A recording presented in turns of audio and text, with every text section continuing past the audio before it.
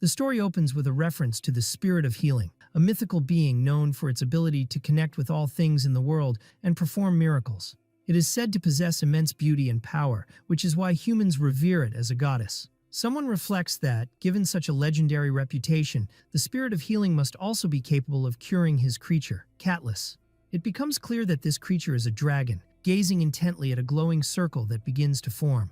He calls upon the spirit of healing, invoking the name of the great Lord of Time, and demands that it reveal itself. He adds that if granted the power he seeks, he is prepared to offer a worthy price in return. With urgency, he implores the spirit to respond and appear at once. As the summoning ritual reaches completion, a young man is seen lying on a bed, stunned and confused by what is happening.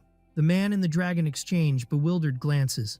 The dragon, puzzled by human standards of beauty, remarks on how surprised he is that the one who appeared is just an ordinary human. Nevertheless, he concludes that appearance is irrelevant compared to ability and urges the spirit of healing, now revealed to be the young man, to grant him its power. The young man, overwhelmed, internally wonders if he has finally died. We are introduced to him as Kim Ohjin, a 32-year-old veterinarian who spent 2 years in pre-veterinary studies and 4 more in veterinary school. At one point, a professor scolds him for dozing off in class and wakes him up sharply. After earning his license, he worked for 3 years as a veterinarian with meager pay. One day, a man visits his clinic asking for help with his pet, admitting he can't afford the costs. Ohjin, saddened, explains that the clinic is not an animal shelter. Eventually, Ohjin opens his own practice, naming it Kim Ohjin's Pet Clinic, though it is in such poor condition that he hasn't even fixed the broken clinic sign. The clinic sits empty, and he appears disheartened by his overall circumstances. His struggles grow worse with mounting rent and loan interest, leading him to thoughts of death, until one night he hears a strange, disturbing noise while sleeping.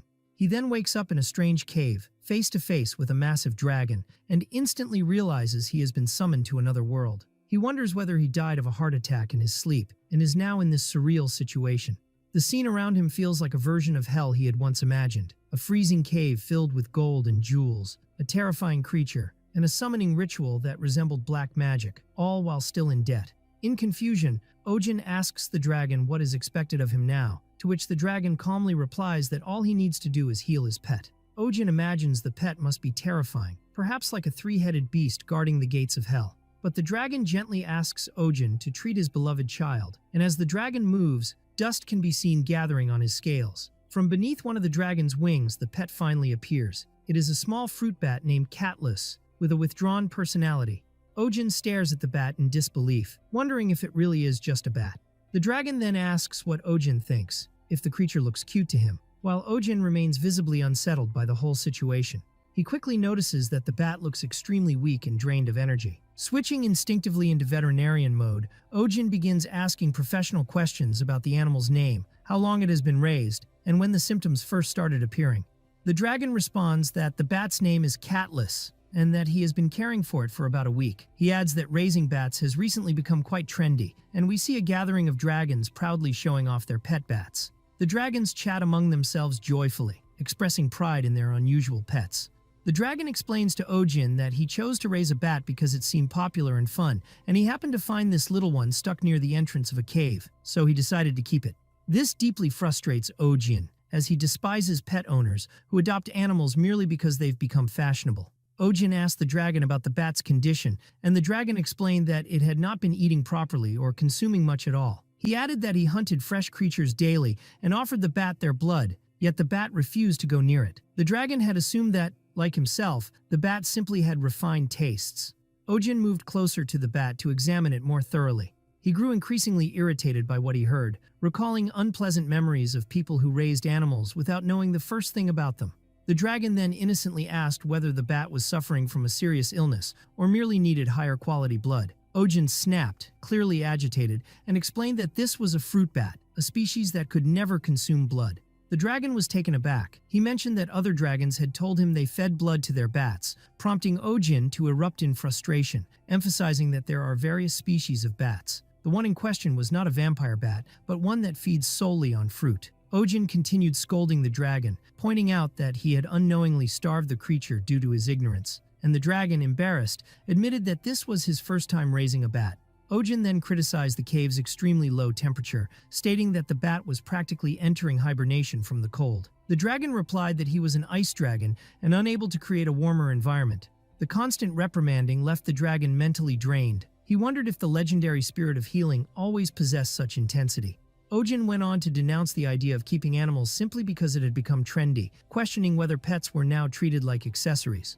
The dragon realized he had no adequate response and deeply regretted his actions. Looking down at the bat with a heavy heart, he acknowledged that, despite its small size, it was a living being, and he had a responsibility to care for it. Quietly, the dragon approached Ohjin and stood behind him while Ohjin remained still, lost in reflection. When Ohjin turned around, he saw the dragon gently cradling the bat with great tenderness. The dragon softly apologized to the bat, admitting that its suffering had been the result of his selfishness and ignorance. He promised to bring fresh fruits immediately and vowed to return the bat to the place where he had first found it. The dragon affirmed that the bat's happiness far outweighed his own selfish desires and thanked it for staying with him. Ohjin was struck by surprise, beginning to reconsider his initial impression of the place he had deemed hellish. Perhaps it was more rational than he had assumed. The dragon then turned to Ohjin and expressed his gratitude for helping him recognize his mistakes. As promised, he stated that Ohjin would receive an appropriate reward for lending his power and asked what he wished for. Ohjin instinctively replied that, in his next life, he hoped to be reborn as a wealthy Arab oil prince, leaving the dragon utterly confused. Realizing the dragon didn't understand, Ohjin changed his wish and said he wanted to reincarnate as the rich son of a famous villain, which only added to the dragon's bewilderment as he failed to comprehend anything Ohjin was saying. Ohjin, still puzzled, began to wonder about the term spirit, which the dragon kept using repeatedly. Eventually, the dragon decided to gift him a magical tool infused with divine power, explaining that it could create anything he desired. However, he warned that the tool would not function if used with malicious intent, though he was certain Ohjin had no such intentions. The dragon thanked him once more, expressing deep appreciation for the help he had provided, and wished for him to return safely. As Ohjin prepared to leave, he once again found himself confused, questioning whether this place was truly the afterlife. But then a realization struck him. He was experiencing something straight out of the fantasy comics he used to read. Growing nervous, he called out, asking the dragon to wait a moment. He shouted desperately just before being sent back, begging the dragon to grant him one final wish, to return to life. Then he hastily added that he wanted to go back to the early days of Bitcoin in particular. At that moment, the dragon was preoccupied with the idea of going to fetch some fruit for the bat. In the next instant, Ohjin suddenly found himself in a completely different place. He fell to the ground, deeply regretful for missing what he considered the chance of a lifetime to go back to the early days of Bitcoin. His regret grew as he thought about the things he could have wished for, like a golden plot of land in a luxurious area or stocks he had previously invested in that had risen in value. He wished he had been quick enough to think through his desires, only to realize that all he had received was a necklace. Mockingly, he wondered what he could possibly do with a necklace that carried divine power from a dragon who didn't even know how to use it. Pausing to reflect on the necklace, Ohjin sarcastically commented that perhaps the dragon had tricked him, as he hadn't explained how to use its power. Suddenly, a large man carrying barrels appeared and shouted angrily at Ohjin to get out of the way, prompting Ohjin to quickly move aside. Still dazed, he stood in place for a moment, puzzled by everything happening around him, and then heard a vendor calling out that his goods were extremely cheap, which only added to Ohjin's confusion. When he turned around, he realized he was in a bustling marketplace filled with people and merchandise, and the surroundings were clearly unlike anything from his own world. As he stood still, observing everything, a man brushed past him roughly, complaining about Ohjin standing in the middle of the road. Ohjin touched his shoulder, startled by how real everything felt, and began to question whether he had truly come back to life or if his soul had entered another body. Looking around from a higher point, he realized the place was completely unfamiliar, and he was confused, remembering that the dragon had said he would be sent home. Just then, a young fruit seller called out to him warmly, inviting him to buy some delicious fruit. He approached her and, still confused, asked about the place he had ended up in. She replied that he seemed lost due to his odd clothing and assumed he must be a traveler. The vendor explained that he was in a place called Belmore, located in the southern lands of Baron Doyle, an area not particularly known for its landmarks, but quite popular among travelers due to its abundance of inns and shops. When she asked where he had come from, Ohjin sarcastically said he was from somewhere very far away and couldn't stop himself from cursing the dragon over the misunderstanding.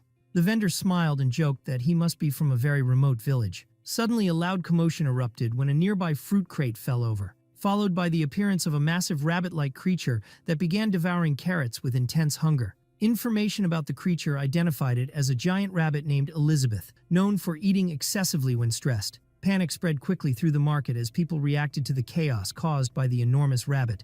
Ohjin turned to a nearby woman and, in disbelief, asked how such a creature could move freely in the city without any opposition. She told him it was Baron Belmore's pampered pet and advised him to flee immediately. Ohjin found it hard to accept that such a beast was being referred to simply as a rabbit, while the woman appeared frustrated that the day's sales had been ruined by the uproar.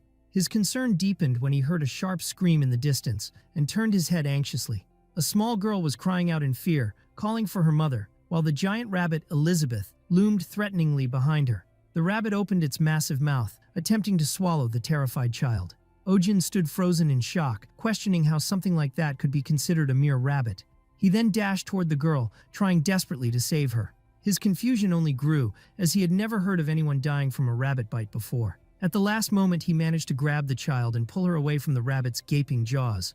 Both he and the girl fell to the ground, and while checking on her condition, he was still trying to make sense of what was happening around him. Just as he tried to reassure himself that at least he had managed to save someone, he was stunned to see the rabbit charging at them once again.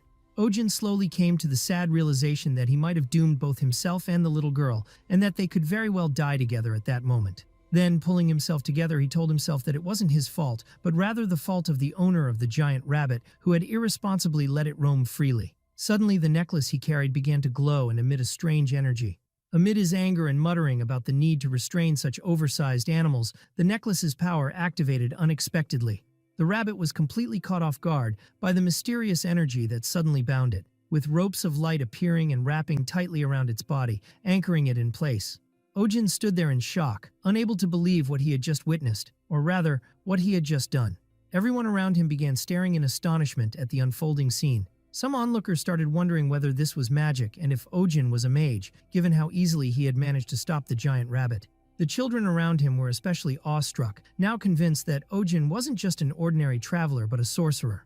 Ohjin himself was deeply confused, uncertain of what was really happening or how he had been able to wield such power so suddenly. At that moment, a wealthy man appeared, rushing toward the giant rabbit, Elizabeth, and calling out to her anxiously, clearly worried for her safety. Turning to his servants in anger, he scolded them for failing to control a single rabbit and declared he would deduct from their wages as punishment. He then returned to the rabbit, speaking to it with excessive gentleness and pleading with it to walk with him again. However, when he saw that the rabbit was bound, he was struck by shock and fury, yelling to know who was responsible. His gaze landed on Ohjin, and he confronted him furiously, demanding to know what he had done to his beloved Elizabeth. Ohjin tried to apologize politely, explaining that he had been forced to restrain the creature due to the extreme danger it posed, pointing out that someone had nearly died because of it. The man became enraged, dismissing Ohjin's words and arrogantly insisting that his precious pet would never harm anyone. He ordered Ohjin to release her immediately. This pushed Ohjin into a state of seething frustration. He immediately classified the man among those pet owners he deeply disliked, the kind who always insisted their animals were harmless no matter what. Then, with biting sarcasm, Ohjin lashed out at the man, asking whether, if he was so sure of his pet's innocence, he'd be willing to stick his head inside the rabbit's mouth to prove it. The people around them were visibly impressed and thrilled by Ohjin's bold words, especially the fruit vendor and her brother, who were secretly urging him to keep going. At that point, Ohjin turned his gaze back to the rabbit, observing it closely and trying to better understand the situation. He made an effort to control his anger, reminding himself that he was a grown, educated man who needed to respond calmly. He began contemplating the type of rabbit it might be, noting from its ears that it appeared to be a lop-eared rabbit, a breed not meant to be out wandering in such crowded places. He explained to the rich man that rabbits are territorial and highly sensitive creatures, and asked whether he had noticed any aggressive behavior or signs of self-harm from the animal. The man, stunned by Ohjin's accuracy, admitted that the rabbit had recently been pulling out its fur repeatedly. Ohjin explained that such behavior was a clear sign of intense stress, warning that the rabbit might become seriously ill or even die prematurely if this continued. The man was shocked and deeply alarmed by this, asking in disbelief whether Ohjin meant that Elizabeth could die. Ohjin advised him to stop subjecting the rabbit to such strange outings. The man then asked how the rabbit would get the exercise it needed, to which Ohjin replied that it was entirely possible to provide that even indoors. He then questioned with genuine curiosity how the rabbit had even grown to such a massive size. Ohjin continued to explain gently, assuring the man that he understood his deep affection for Elizabeth, but reminded him that rabbits were extremely sensitive creatures. He added that affection alone wasn't enough. They needed proper care and a solid understanding of their needs. The man looked surprised and moved by Ohjin's words, admitting that it was clear he truly cared about rabbits. Embarrassed, Ohjin denied it, but the man went on to explain that people often mocked him for raising rabbits, claiming it was a hobby suited for noble women, and that he was genuinely happy to meet someone who appreciated rabbits as he did. The man then asked if Ohjin worked in animal care, and Ohjin responded hesitantly that he did, in a way.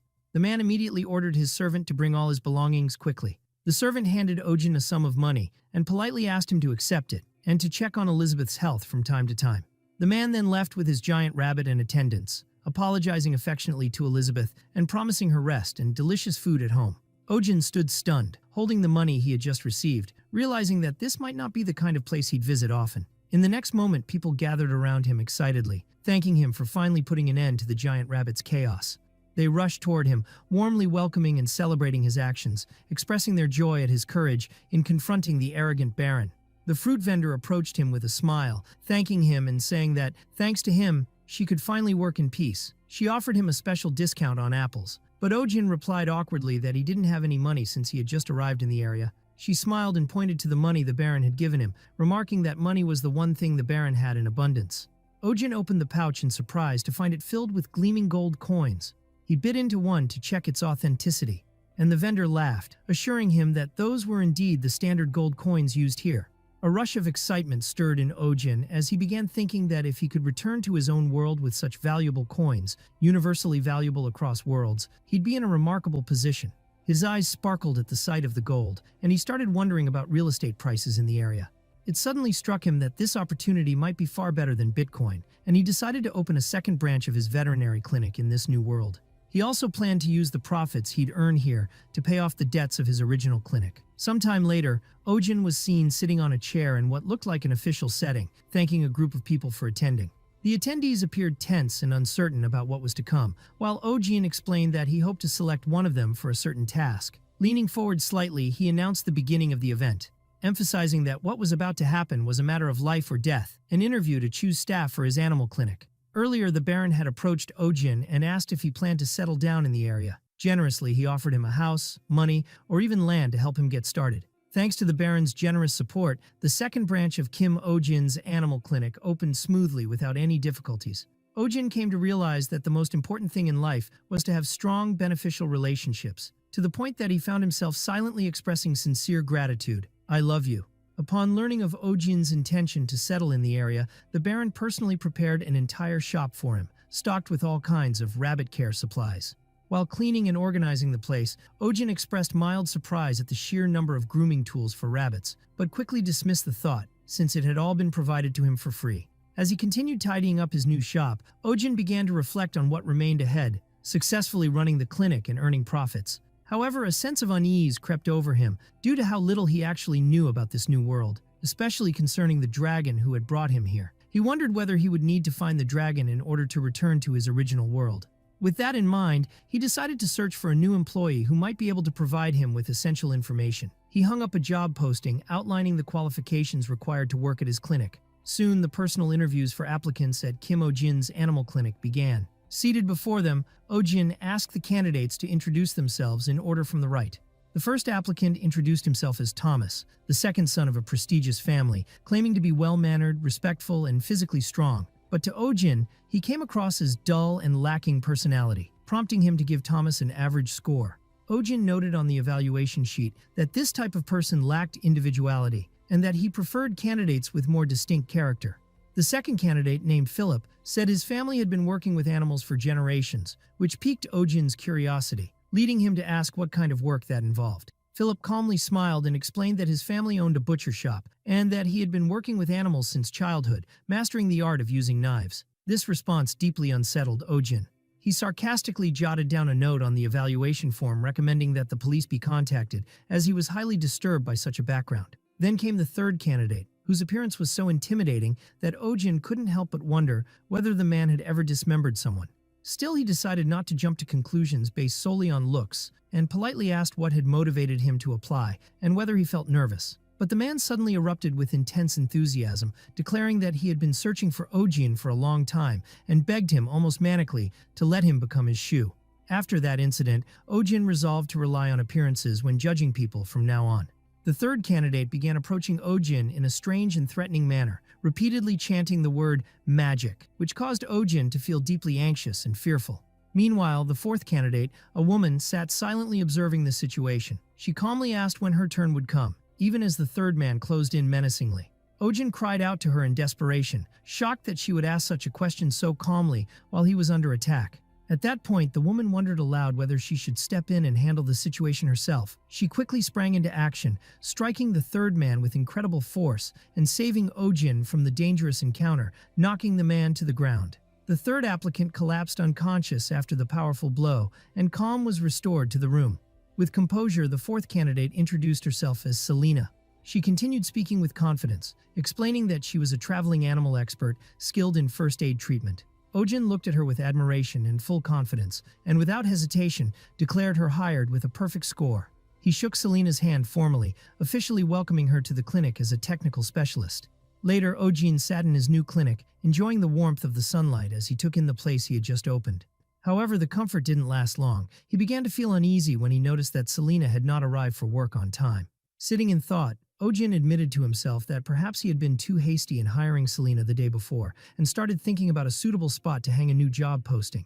Suddenly, he heard a knock at the door and assumed the employee who hadn't shown up on time had finally arrived. Ohjin opened the door with a big smile, welcoming who he thought was the staff member, and gently asked whether she had eaten lunch properly. However, he was surprised to find that the person standing there was not Selena, but rather a young stranger who laughed and replied that he hadn't eaten yet, then wondered aloud whether he should eat first. Ohjin, clearly confused, asked who he was. Despite the unexpected situation, Ohjin decided to receive him politely, invited him inside to sit down, and offered him either water or tea. The young man chose tea. As Ohjin began preparing the tea, he felt a great sense of joy, thinking to himself that this was the first customer of his clinic's second branch, what he saw as the first step toward paying off his debts. He was determined to succeed this time, having carefully studied all the reasons why the first branch had failed. He recalled how, at his previous clinic, clients would often complain when he advised them to properly care for their pets, such as brushing their teeth regularly. Back then, clients would grumble about how difficult such care was. Ohjin, quick to anger at the time, would respond with sarcastic remarks about their negligence, which eventually led to negative online reviews. Those reviews had deeply affected him, and he came to regret his reactions.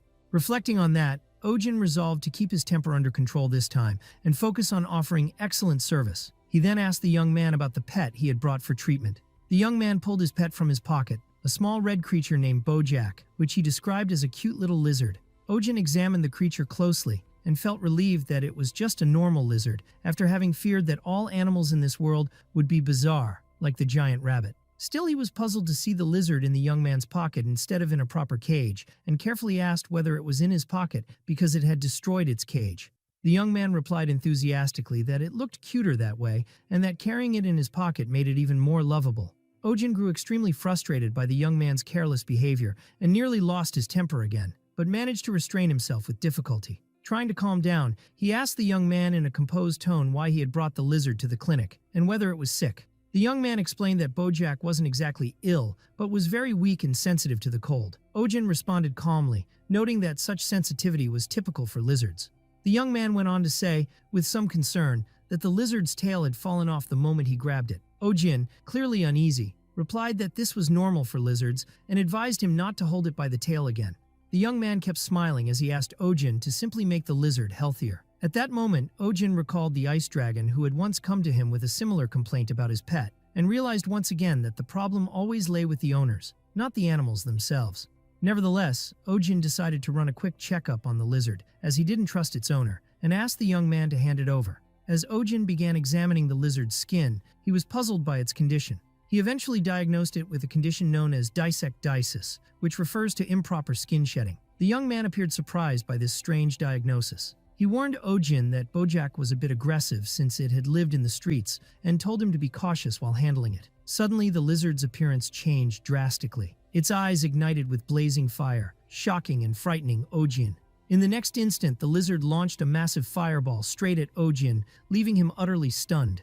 Ohjin attempted to dodge the sudden attack from the creature in his hands. At the last moment, Selena burst into the room and tried to save Ohjin from the dangerous fire assault. Continuing the events, Selena looked at Ohjin with a serious expression, pointing out that he had nearly taken a direct hit from a fire salamander. She expressed her frustration, saying she almost lost her boss on her very first day at work. Ohjin was slammed against the wall from the force of the blow, visibly stunned and in pain. Still aching, he muttered sarcastically that taking the fireball might have been better than the hit he had just received. He then began examining the salamander, Bojack, the very first patient in his new clinic, and noted that he couldn't touch it directly, as it might release fire if it felt threatened. Selena asked if they had a fire-resistant suit, while the salamander's owner seemed fascinated by how beautiful his pet was. Ohjin asked him where he had gotten it from. The young man explained that he had found it on a mountain near his home, and with great enthusiasm, said he had fallen in love with it at first sight, and brought it home immediately. He then jokingly asked Selena if she was jealous of his pet, but she responded coldly, denying it. Moments later, Selena clarified that capturing salamanders in that region was illegal, as they were wild creatures and not easily kept by humans. The young man was shocked upon hearing that, and anxiously asked whether he could still keep it, admitting that he had grown very attached to Bojack. Selena firmly told him he couldn't, as it was against the law, but she tried to reassure him a little. She suggested a temporary solution, that they say they were only keeping the salamander for medical treatment and would release it back into the wild once it had recovered. However, the young man strongly rejected the idea of saying goodbye to his beloved Bojack. In a mix of sorrow and anger, he shouted that he wouldn't accept it. He suddenly bolted out of the clinic with the salamander in his arms, shouting that they should just leave him alone so he and Bojack could live together in peace. Ohjin was completely baffled by the strange behavior of the young man and wondered aloud what was wrong with him, while Selena suggested he might have simply gone home.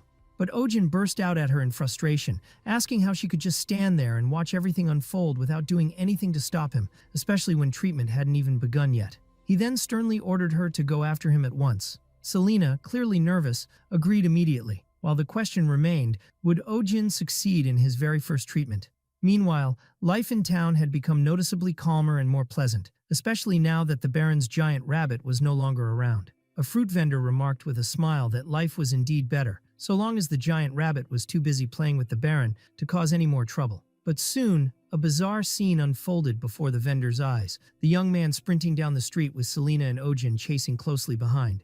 The young man looked terrified, clutching Bojack tightly, while Selena and Ohjin raced to catch up. Ohjin, completely exhausted from the chase, could barely speak as he pleaded with the young man to stop. Watching the strange scene, the fruit vendor quietly muttered in fear that she had no idea what was going on, but she'd rather not get involved or ask. The young man, overwhelmed with fear, ran while wondering in deep sadness why they were chasing him and trying to take Bojack away.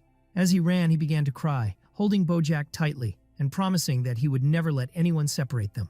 Ohjin, furious and completely worn out, shouted at the top of his lungs, trying to convince the young man to stop because Bojack urgently needed to shed his skin.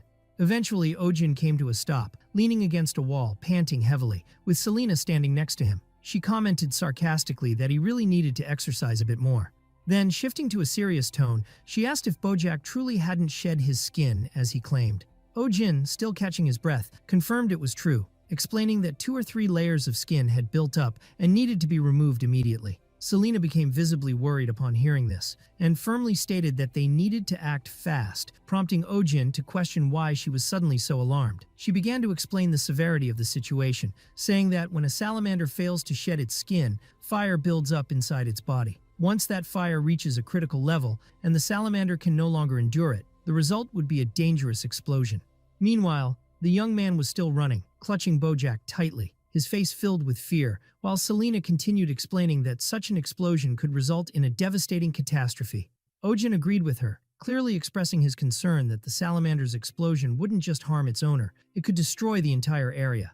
Tension and anxiety were written all over Ohjin's face as he said they had to find the salamander quickly before it was too late.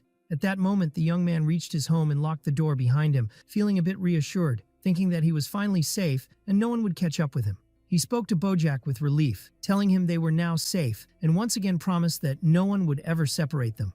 Overwhelmed with emotion, he decided to celebrate the moment by composing a song and began looking for a piece of paper to write the lyrics. During that time, strange signs began to appear on Bojack. His body emitted an unnatural glow, indicating that an explosion was imminent. But the young man, lost in his excitement over the song, didn't notice. He continued singing enthusiastically, pouring his feelings into lyrics about the power of love. Just then, Bojack's body ignited in a terrifying blaze, his eyes glowing with intense fire. The young man, smiling innocently, turned to him and asked how he liked the song. Suddenly, a massive explosion erupted from the fire building up inside the salamander, and a giant fireball blasted toward the young man. He was thrown to the floor by the force of the blast, writhing in pain and struggling to understand what had just happened. When he came to, the room around him was engulfed in flames, and he was overcome with panic and disbelief. He turned to Bojack, shouting in confusion, asking what had happened and whether Bojack had caused the fire. He cautiously approached the salamander, his voice filled with fear, asking why it had gotten so angry and why it had set the place ablaze. Slowly reaching out his hand, he said they had to get out quickly, as the situation had become dangerous. But Bojack responded aggressively. His fire flared up again, signaling another attack. He launched a fireball directly at the young man, who stood there in disbelief, insisting that Bojack would never hurt him because they were family. At the last second, Ohjin heroically intervened, saving the young man from the salamander's deadly attack and grabbing the creature with his bare hands, trying to restrain it. Bojack flared up in Ohjin's hands, fiercely resisting. Alarmed, Ohjin shouted to Selena, asking if the salamander's rampage meant it would now attack humans too. Selena confirmed that it had completely lost control, and if they didn't calm it down soon, it would unleash even more fire, making it absolutely necessary to stop it immediately. Ohjin, still holding the struggling creature, was deeply confused, unsure how to calm it in such a violent state. The flames surrounding Bojack grew more intense, and the situation became increasingly dangerous. At that critical moment, the magical pendant given to Ohjin by the dragon began to glow brightly, radiating with mystical energy. Suddenly, an item Ohjin had been thinking about, a fire extinguisher, appeared before him, conjured by the pendant's magic. He was stunned by what had just occurred, his face filled with astonishment. Without hesitation, he began using the fire extinguisher on the salamander, trying to put out the flames and take control of the situation. After a few bursts of the extinguisher, Bojack's appearance changed dramatically. He transformed into a small, gentle white creature, visibly confused and no longer raging. Holding the extinguisher, Ohjin was surprised and admitted that the pendant from the dragon was proving to be extremely useful. Meanwhile, the flames inside the house began to die down gradually. Selena approached the young man to reassure him that things were now somewhat under control and gently asked if he was all right. Still in shock, the young man muttered the word rampage in disbelief, struggling to grasp what had just taken place. Then, as realization dawned on him, he sadly admitted that this explained why Bojack had attacked. If he had let him shed his skin, none of this would have happened. But with a renewed sense of optimism, he said it was good that he now understood and promised that from now on he would take better care of the salamander. Ohjin, watching this unexpectedly cheerful reaction, couldn't help but be surprised by the young man's simplicity. Ohjin, both angry and bewildered, asked the young man if that was really all he had to say after everything that had happened. The young man, clearly confused and flustered, didn't know how to respond. Trying to calm Ohjin, he said that his feelings toward the salamander had never changed and that they could simply rebuild the house. Ohjin exploded in frustration, raising his voice as he told him that, had the fire continued even a little longer, it could have spread to the neighboring houses and harmed others. Being safe himself wasn't enough. The young man, anxious, replied that this was why he had said he would take better care of the salamander from now on, asking if that wasn't what mattered now. Ohjin had nothing left to say. He simply placed his hand on his face and sighed in deep exasperation.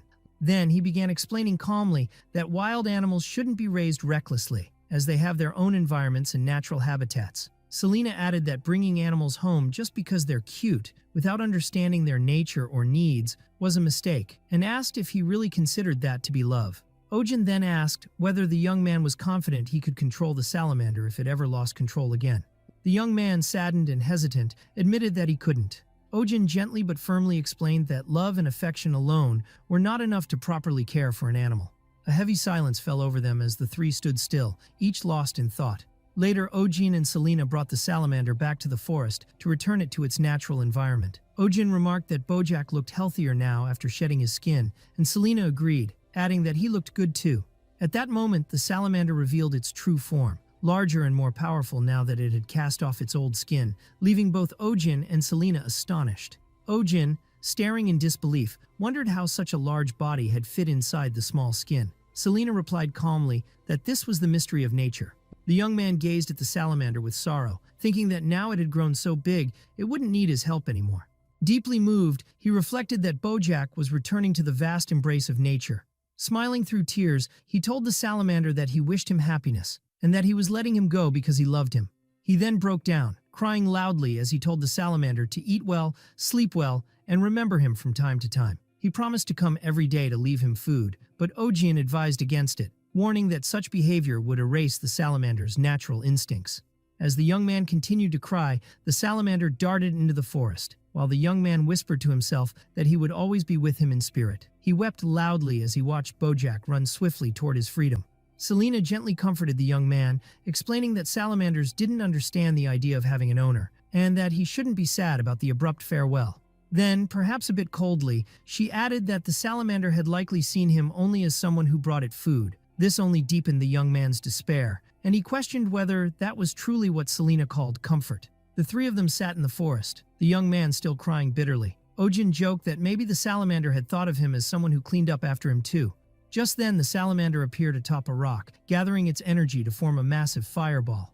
A powerful explosion followed as the salamander released its flames, drawing everyone's attention in astonishment. From the blast, a display of colorful fireworks lit up the sky, an unexpected spectacle caused by Bojack's unique abilities. Ohjin and Selena watched the fireworks with fascination, while the young man looked on, deeply moved and amazed by what his beloved Bojack had done, proudly commenting on the stunning show. He then looked up at the sky with a joyful smile, praising the salamander as incredible. It was at that moment that the successful treatment of the clinic's first patient, the fire salamander, was officially marked. Sometime later in a public square near a fountain, people had gathered to enjoy the lively atmosphere and music being performed by a local entertainer. The young man appeared on stage, singing passionately and introducing himself as the singer, Roisha. He sang about Ohjin, describing him as the great wizard who defeated the Lord's giant rabbit and opened his eyes like a true poet. Next to him, a children's choir joined in, singing cheerfully about Ohjin, saying that he loved animals and that his touch was like a mother's, making everyone feel better. A percussionist joined the performance, adding to the energy and excitement of the crowd.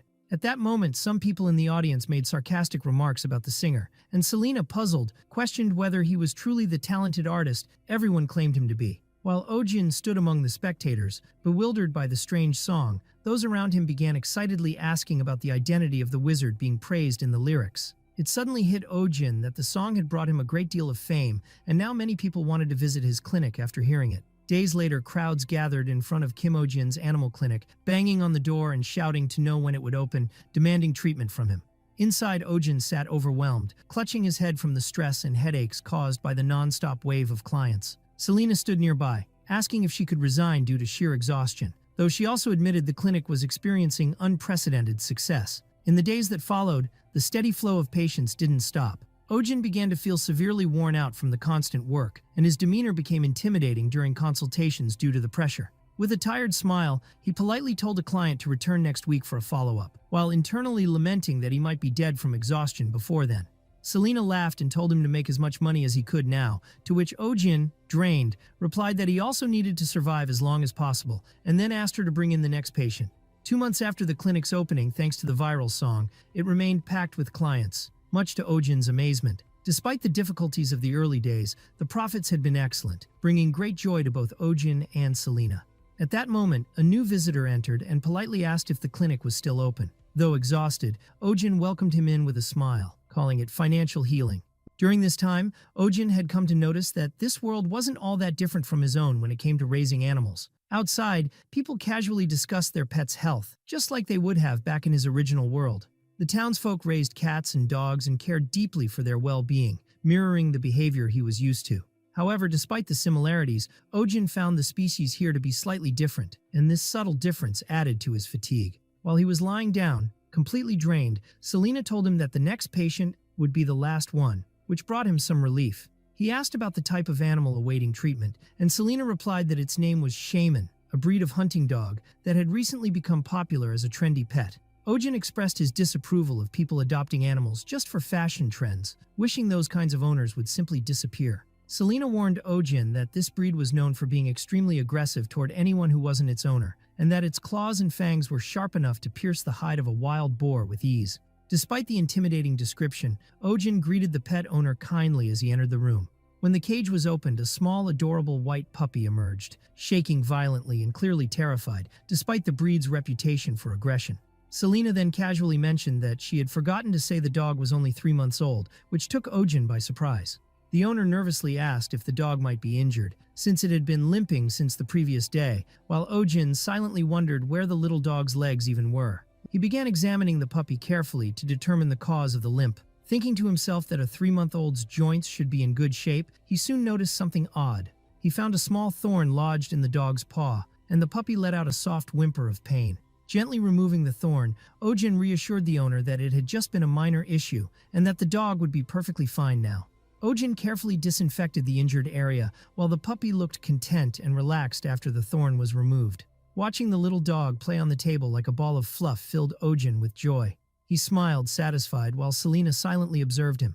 The dog's owner left the clinic, visibly relieved and happy, and at last, Ohjin let out a deep sigh of relief, saying he had finally finished work for the day. Selena looked at Ohjin, who was lying back on his desk, and told him that he seemed especially cheerful today, which caught him slightly off guard. She asked if his happiness came from how cute the dog was, or simply because he was done with work, gazing at him with curiosity. Irritated, Ohjin asked why she even cared, but she coolly replied that she was just glad to see him happy for reasons that had nothing to do with money. This led Ohjin to accuse her of mocking him again, as usual. He then calmly explained that his happiness came from the fact that none of the animals he had treated that day were seriously injured. He remembered to himself that the hardest part of being a veterinarian was constantly seeing sick or suffering animals. The more he cared about them, the more it hurt, which was why, in the past, he had tried to suppress his emotions and act more detached, but he never truly succeeded. He recalled a past incident involving a client who had left her sick pet with him for an extended period while she went on vacation, which had deeply infuriated him. Since then, Ohjin had developed a habit of treating pet owners more sternly than before. At the end of the day, he asked Selena to quickly tidy up so they could close the clinic before nightfall. But suddenly, a strange man appeared at the window, staring eerily and knocking forcefully on the glass. The man began shouting frantically, calling for Ohjin and desperately asking for help. Startled by the man's appearance, Ohjin jokingly asked Selena if she knew how to exorcise evil spirits, to which she suggested brute force instead. Suddenly, the man burst through the window, screaming for urgent assistance. He rushed in and grabbed Ohjin, dragging him outside in a frenzy. Selena stayed behind, watching the scene through the window in complete bewilderment. Ohjin collapsed to the ground, exhausted from being yanked out so suddenly, while the man quickly apologized. The man sarcastically commented on Ohjin's lack of physical fitness and his inability to climb a hill, prompting Ohjin to tell him angrily to shut up. When Ohjin asked who he was, the man apologized again, saying he had forgotten to introduce himself. He introduced himself as Schwein, a local civil servant in charge of the area. Suddenly, Schwein dropped to his knees and begged Ohjin for help, saying he had heard about how Ohjin once managed to calm the Lord's giant rabbit. In a state of desperation, Schwein pleaded with Ohjin to help them capture a stray dog, leaving Ohjin puzzled by the strange request. Ohjin, supported by Selena, clarified that they weren't an animal rescue team. He was just a vet, and he didn't go around chasing animals. But Schwein continued begging, telling Ohjin that he was their only hope now. Ohjin, confused, asked when exactly he became anyone's last hope, and Schwein sorrowfully replied that they genuinely didn't have any time left. Selena, baffled, asked what he meant by time, prompting Schwein to explain that around 2 months ago, a dog had taken control of a specific area in the mountains. He went on to say that the area the dog had claimed was part of the route for a planned road construction project, and despite multiple attempts, they had failed to catch it due to its incredible speed. Ohjin, concerned, asked what would happen if they couldn't catch the dog in time. Schwein explained that the government would send official forces to take over the situation, and if the animal proved too difficult to capture, it would be killed immediately. The revelation that the dog would be executed shocked Ohjin deeply. Schwein began pleading again, more urgently than before, repeating that they were out of time and begging for help once more. As he stood there in desperation, Ohjin and Selena remained silent, caught in a moment of serious reflection. Ohjin stood silently for a moment, overwhelmed by a mix of confusion and concern about the situation. Eventually, he let out a sigh and scratched his head in frustration, asking Schwein where the dog was currently located.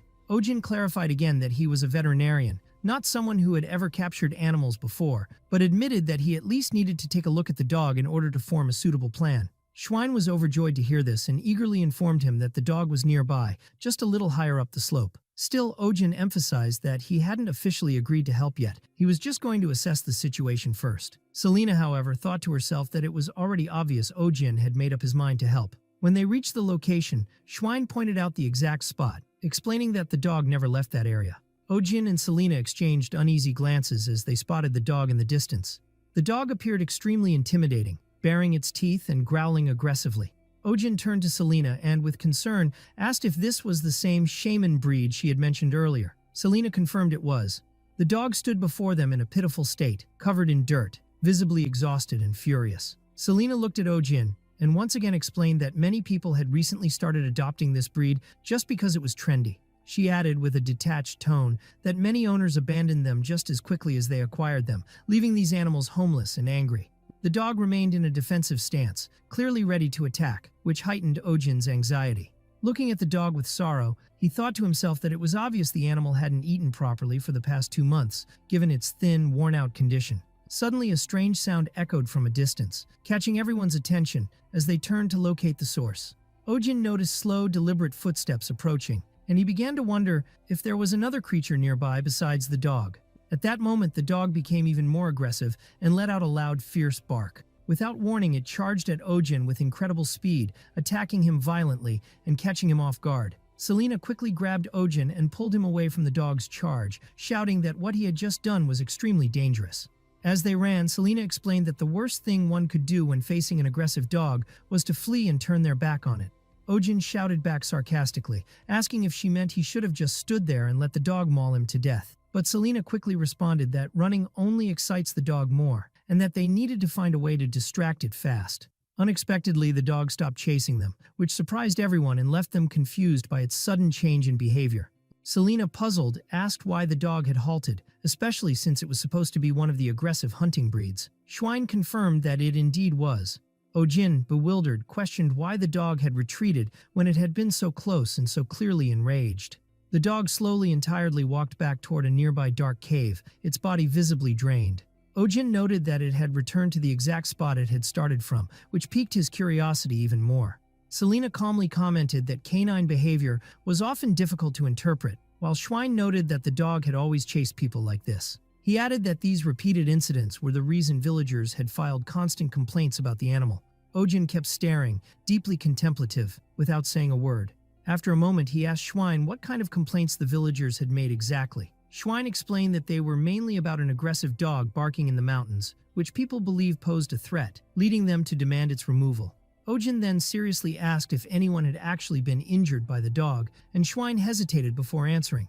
After a brief awkward silence, Schwein admitted that no one had been hurt so far. He confirmed that the complaints had only been about barking and disturbances, not about actual injuries or attacks. Turning to Selena, Ohjin asked if she had previously told him that shaman dogs were known for their strong loyalty to their owners. Selena confirmed the fact once again. Selena calmly asked Ohjin if he had figured anything out from the dog's behavior, but he remained silent, deep in thought. The next day, Ohjin and Selena headed to the village nearest to the mountain. Selena, puzzled, asked why they were going to the village instead of returning to where the dog was. Ohjin explained that their task now was not to capture the dog, but to find its former owner. Selena was surprised by this decision and argued that it would be faster to catch the dog directly since time was limited. She even suggested setting up a bait trap, assuming the dog was hungry. However, Ohjin responded that he didn't believe food alone would be enough to lure the dog. Surprised, Selena asked him why he thought that, and Ohjin explained that if hunger were the dog's only problem, it wouldn't be in such a poor state. He added calmly that something mattered more to the dog than food. Ohjin clarified his thought further, saying that the commands given by the dog's previous owner were probably more important to it than food itself. He imagined a possible moment between the dog and its owner, a scenario in which the owner left and told the dog to stay in that exact spot, promising to return soon. Back then, the dog had likely been happy and obedient to those commands. He continued his reflection with sadness, saying the owner must have told the dog not to leave the place, and Selena added that she had met people like that in her own village too. Ohjin, filled with anger, expressed his resentment toward people who abandoned their pets while ordering them to stay, never returning. He said that if he ever found that person, he'd hit him first, then drag him along to show him what his dog had become. He emphasized the importance of making the dog's former owner see the consequences of his actions. Ohjin and Selena began asking around the village about the dog's owner. One woman complained that Gabriel's husband, a woodcutter, could no longer cut trees due to his fear of the dog. Some children said they didn't know the owner either, but mentioned that their mothers wouldn't let them go near the mountain because of the dog. Eventually, they encountered an elderly man who seemed confused and began shouting, asking which dog they meant. He angrily suggested they were talking about the dog that had taken all his money 10 years ago. Feeling exhausted, Ohjin sat on the ground beside one of the buildings. Selena approached and stood silently in front of him. She broke the silence by wondering aloud if the dog's owner might be someone from outside the village, then added that the only clear thing was that everyone in the village hated the stray dog. Ohjin, still confused, questioned how it could be that no one in the village knew the owner. But before he could finish his thought, a girl approached and interrupted, saying that the villagers indeed didn't know anything about it. She came closer and asked Ohjin directly if he was looking for the stray dog's owner, adding that he was the first person to ask about Jake. Surprised, Ohjin asked eagerly if she actually knew the dog's owner. The girl then asked him to come with her. Ohjin and Selena followed the girl to a house slightly outside the village. As they walked, she explained that Jake had lived away from the villagers, which was why no one really knew him well. When they arrived, Ohjin stepped forward and knocked on the door, thinking to himself that Jake must have lived there alone with his dog, far from everyone else. But no one was inside. The girl turned to Ohjin and gently told him Jake wasn't home, then asked him to follow her to another place. Still confused, Ohjin followed her, only to be shocked when they stopped in front of a grave nearby. It dawned on Ohjin with sudden weight that the place she had brought him to was Jake's grave. The girl began to explain that Jake had passed away 2 months earlier in a landslide accident, and she added sorrowfully that Jake had lived alone but was a very kind-hearted man. She continued, saying that while the villagers had blamed the dog's owner, Jake had never abandoned his dog. He simply hadn't been able to return to him because of the accident. Ohjin stood in silent reflection before the grave, deeply affected by what he had just learned, while the girl continued speaking with sadness, saying she had tried to bring the dog back herself, but failed. She went on, her voice trembling, to tell Ohjin that if he had come for that dog named Max, then she begged him to help him. Ohjin recalled an old image of Jake and his dog Max, both smiling happily, and was deeply moved by the girl's plea. He stood quietly for a moment, lost in thought, then slowly stepped closer to the grave and wished peace upon Jake's soul. He remained still before the grave, while Selena and the girl stood nearby in silence, watching him. Afterward, Ohjin turned to the girl and sincerely apologized for the misunderstanding the villagers had toward Jake. Then, with a tone of seriousness and determination, he promised her that he would do everything he could to save Max, no matter what it took. Meanwhile, a group of soldiers arrived at the village earlier than expected to carry out their mission to kill the dog. Schwein was startled by their early appearance and pleaded with them to rest for the day and return tomorrow. But the soldiers responded coldly, saying their previous assignment had ended early and there was no reason to delay this one. The commander insisted they carry out the task immediately, telling Schwein sharply that there was no need to wait another day. He added indifferently that the villagers hated the dog anyway, so no one would complain if they killed it a day ahead of schedule. At that very moment, Max lay exhausted on the ground outside his cave. He appeared so weak and frail that he could barely move, while the soldiers began preparing for the kill. Ohjin and Selena entered Jake's house, hoping to find something that might help them reach the dog. Upon entering, Ohjin was struck by the strong scent of medicinal herbs, leading him to wonder if Jake had been an herbal healer. He looked around with growing interest, searching for anything that might assist in calming Max. Selena suggested they take something with Jake's scent on it. Perhaps it could help soothe the dog, then began gathering some of Jake's clothes hanging on the wall. At that moment, Ohjin noticed a framed photo resting on a table. It showed Jake and Max together, both smiling with deep affection, and the image stirred powerful emotions in him. He stood there, eyes fixed on the photo, wondering how someone who had cared so deeply for his dog could meet such a tragic fate. Selena pointed out that Jake seemed to have been searching for the mandrake plant, which left Ohjin confused. She clarified what she meant by pointing to a wall-hanging image of the mandrake. Ohjin stepped closer to the image, puzzled, and asked about the plant, mentioning that he might have seen something similar in a movie. Selena replied that the mandrake was known for its piercing scream when uprooted. She added that it was a rare and extremely difficult plant to find, and every herbalist dreamed of discovering one due to its immense value. At that same time, Max sat outside his cave under a dark, clouded sky. Though he looked slightly better, he was still panting quietly and clearly fatigued. The scene shifts into a flashback. Rain begins pouring down suddenly, and Jake rushes toward the cave with Max to shelter from the storm, remarking on how unexpectedly heavy the rainfall was. Inside, Jake sat beside a small fire he had started for warmth, deciding to wait until the rain stopped before leaving. He noticed Max shivering from the cold, so he pulled something from his bag that he had prepared for just such moments. He wrapped the blanket around Max gently, telling him that he'd catch a cold if he stayed wet, and asked him to stay still for a bit. But Max began playfully squirming, bringing a smile to Jake's face as he laughed and called him a little rascal. Jake smiled gratefully, feeling lucky that they had found this cave to wait out the storm. At that moment, Jake spotted something strange and shiny on the cave floor, which caught him off guard. He hadn't known there was even a cave here. He moved in for a closer look and was stunned to discover a mandrake plant. Jake stared at the plant intently, excitement lighting up his face as he confirmed to himself that the shape and color of the leaves indeed matched those of the mandrake. Overwhelmed with joy, he exclaimed that he never imagined he'd actually see such a plant in real life, outside the pages of books. Filled with enthusiasm, he decided to rush back home to fetch his tools so he could properly extract the plant. He told Max he'd be back quickly. Max, sensing Jake was leaving, let out a sad whimper, clearly anxious about being left alone. Jake tried to comfort him gently, assuring him he wouldn't be gone long, and asked him to stay put. He promised Max he'd return soon and told him to wait inside the cave. With a cheerful smile, Jake stepped out, believing this was his lucky day. Max remained alone in the cave as heavy rain poured down outside, waiting patiently for his owner's return. Outside, Jake hurried through the storm, making his way toward home to grab his tools.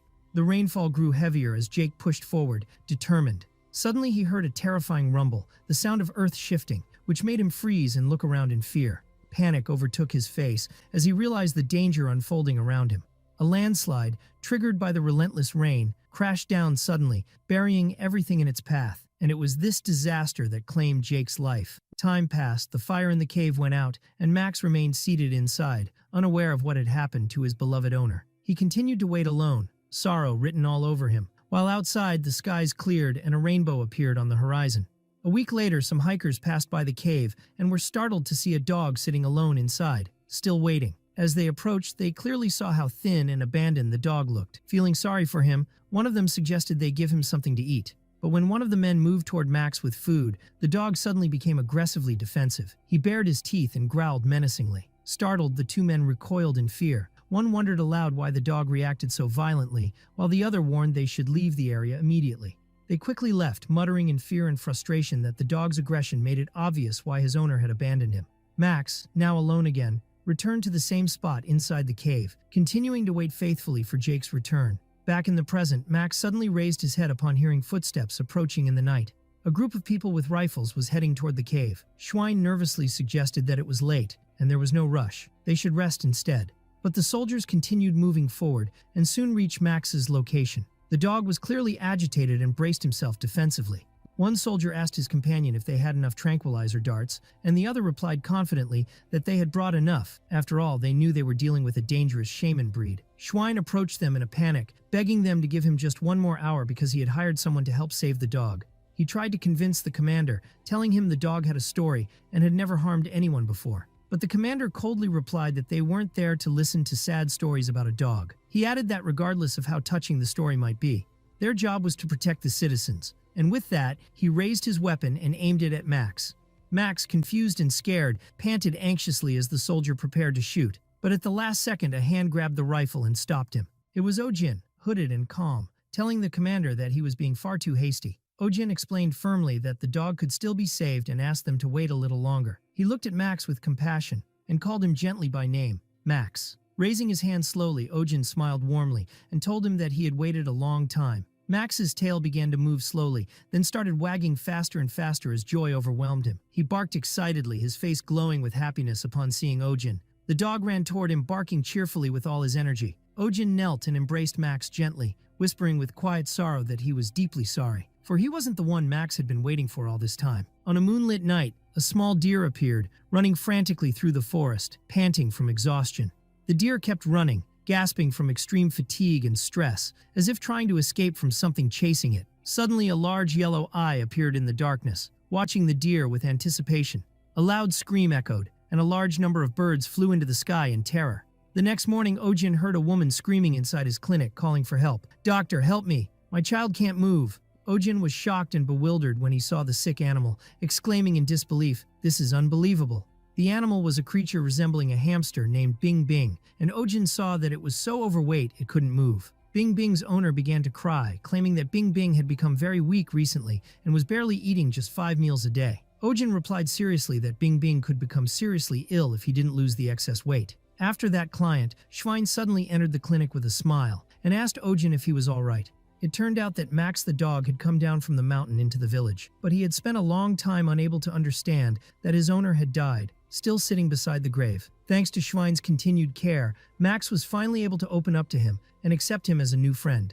Ohjin asked Schwein if there was a problem with Max, but Schwein told him that wasn't the reason he came. Schwein and his companions placed a large box on the table and said they came because of this thing. Inside the box was a mandrake plant, which astonished Ohjin. Selena explained that it was strange for the mandrake's roots to be above the soil, as they are usually buried deep underground. It turned out that Jake, the deceased, was the one who discovered the plant, and they decided to keep it as a memento of him. But as soon as they placed the plant in the pot, it jumped out of the soil in this bizarre way. Schwein added that the bigger problem was that the plant wouldn't stop screaming all day and night, and even when they buried it, it would jump out and start screaming again. He also told them that no one could live without earplugs due to the constant screaming, and some people's eardrums had even burst from the volume. Selena said she had heard of such cases, where some mandrake plants are very sensitive to their environment, and it seemed this plant hated the environment it had been placed in. Schwein continued, saying that dealing with the plant had become a nightmare, and that while it was currently asleep, once it woke up, chaos would break out. Schwein begged Ohjin to take the plant, which greatly shocked Ohjin. Ohjin strongly refused, saying he dealt with animals, not plants, and sarcastically added that anything that screamed like that couldn't be just a plant. Schwein, panicked, said nervously that if it wasn't a plant or an animal, it must be a monster, or maybe a demon. Ohjin sarcastically suggested that he take it to a church instead of his clinic. Suddenly, the plant began to wake up slowly, which terrified Schwein, who shouted that the demon was awakening. Schwein and his companions ran off quickly, leaving the plant with Ohjin, who was furious that they had abandoned it in the clinic and fled like that. Ohjin shouted angrily that he had seen people abandon animals before, but this was the first time he'd seen someone abandon a plant, while Selena coldly commented, "Wonderful." Selena calmly explained that the mandrake was a rare and highly valuable plant. Not just its leaves and stems, but even its roots could be used to save the lives of people who were on the verge of death. Ohjin stood beside Selena as they looked at the mandrake plant, and he wondered in confusion what the point of the plant was if they couldn't control it. Selena noticed that the plant was beginning to wake up, and she quickly warned Ohjin to cover his ears so his eardrums wouldn't be damaged by its scream.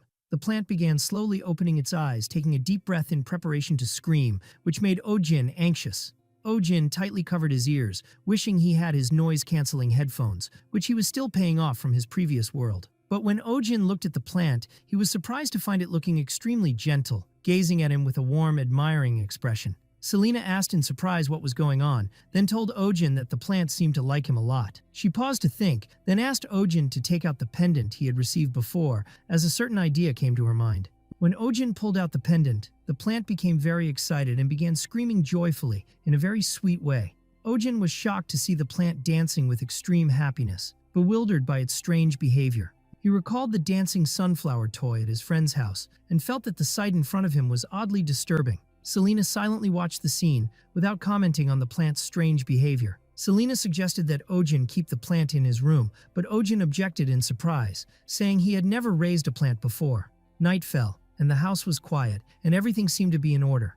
Ohjin suddenly woke up from his sleep due to loud, repeated knocking on his door. He opened the door, still half asleep, and told the person that night visits cost 30% more. The woman at the door pleaded anxiously, saying her little one was in critical condition and needed urgent help. Ohjin was shocked when he saw the injured creature, a winged puppy with deep, heavily bleeding wounds. Selena mentioned that mandrake leaves had a powerful property that could stop bleeding quickly. When Selena went to fetch one of the plant's leaves, she was surprised to find the mandrake staring at her with confusion and disapproval. Selena suggested that Ohjin ask the plant himself, which left him baffled by the strange idea.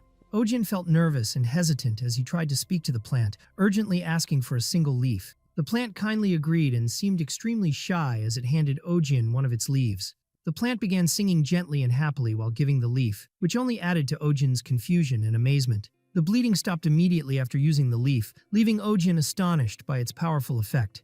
The small puppy looked relieved and happy after the bleeding stopped, and it began to visibly recover. The puppy's owner felt great gratitude toward Ohjin, and he told her that the pup would need extra care for a while. After that incident, Ohjin felt extremely tired and began yawning, declaring that he could finally go back to sleep. But only half an hour later, the knocking on the door returned, making Ohjin feel deeply frustrated.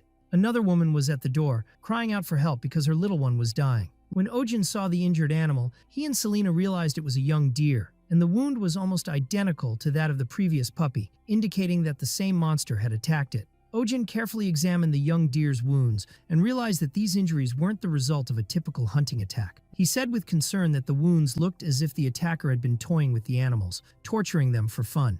The village women were confused by the term psychopath that Ohjin used, asking if it was a new kind of monster. Ohjin replied with an awkward smile that it was something similar. Suddenly, an elderly woman shouted that she knew the identity of the attacker, and she seemed absolutely terrified as she said it. The woman revealed the attacker to be Baron Doyle's pet wolf, and the Baron appeared with a sly smile on his face beside his fearsome wolf. The woman tearfully explained that the Baron roamed the forest with his wolf, amusing himself by torturing weak animals. Ohjin burst out in rage, asking how such a madman could be allowed to do this without any laws protecting animals. Selena replied calmly that it was because he was a noble. Ohjin felt deep frustration and began shouting in anger about the feudal society, calling for law and democracy. But Selena didn't understand the word democracy and reminded him that the priority now was to treat the injured animal. 1 week later, the sound of knocking returned during the night, and people began shouting for Ohjin's help again. Ohjin exploded in frustration, loudly declaring that he could no longer tolerate this difficult and repetitive situation. He decided to start a revolution against the noble class, and marched with the villagers toward the Baron's castle, carrying torches and demanding protection for animals. The villagers stood before the castle, shouting for the Baron to stop the violence against animals and ensure their safety. Ohjin led the group, raising his voice forcefully, demanding that the Baron immediately stop the cruelty. At that moment, the Baron's private guards appeared at the castle gates, causing tension and worry among everyone. The commander of the guards stepped forward and asked in a firm voice for Kim Ohjin, making Ohjin nervous, thinking they had found out he was the leader of the revolt. Ohjin was surprised when the guards bowed respectfully to him instead of attacking. The commander told Ohjin that they were to escort him into the castle by request of the Baron himself. When Ohjin entered the castle, he found the Baron's wolf lying on the ground, seriously injured and unconscious. The Baron was crying and begging Ohjin to help his wolf Manhwa, promising to give him anything he wanted in return for saving him. Ohjin and Selena looked in shock at the wounded wolf, unable to believe what they were seeing. The next morning, rumors spread among the villagers about a dangerous magical creature appearing in the western forest, and that the Baron's wolf had been killed because of it. The villagers spoke in great fear about the mysterious beast, with some describing it as a giant man-eating creature. Panic began to spread rapidly among the people, and some even decided to flee the village out of fear of the monster. At that time, a man stepped forward to calm the people, announcing that the Baron had already begun a large-scale operation to eliminate the monster. Soldiers were deployed in the forest to capture the beast, and the Baron declared that his troops were watching the forest day and night. The villagers praised the Baron for securing the village and feeding them, while Ohjin listened with anger and irritation at the exaggerated praise. Ohjin burned with frustration, recalling that everything the Baron had done only stirred up more problems and placed the blame on others. He watched as people cheered for the Baron as a hero, and he bitterly realized how easily public opinion could be manipulated in this society. Selena noticed Ohjin's state and said he seemed worried, asking what he was thinking about. Ohjin confirmed his suspicions to Selena, telling her that most of the injured animals that came to his clinic had been attacked in the eastern forest near the village. Ohjin carefully studied the map and pointed out that the location where Baron's wolf Manhwa was attacked was completely different from the places where the other animals were attacked. It had happened deep in the western forest, far from the village. Meanwhile, the Baron's soldiers were carrying out a large-scale operation in the western forest to search for the monster responsible for the attack. Ohjin wondered aloud, saying it made sense to focus on the site of the most recent attack, but he was puzzled by the lack of attention given to the eastern forest, where most of the attacks had occurred. Selena agreed with Ohjin, saying the situation was indeed strange and suspicious, adding that villagers usually didn't go to the western forest. When Ohjin asked why people avoided the western forest, Selena explained it was because of the terrifying ghost stories that surrounded that area. Ohjin asked curiously what those stories were about, but before Selena could answer, a man from inside a shop called the Glass House called them in, saying they had been waiting for a long time. When they entered, the man revealed the tools Ohjin had previously ordered, handmade glass syringes. The craftsman explained in detail how these syringes had been specially made to resist heat and impact, with needles made from a blend of gold and steel.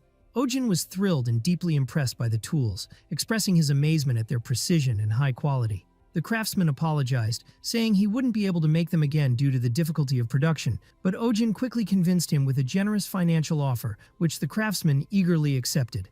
Ohjin shook the craftsman's hand, confirming the beginning of a new partnership between them.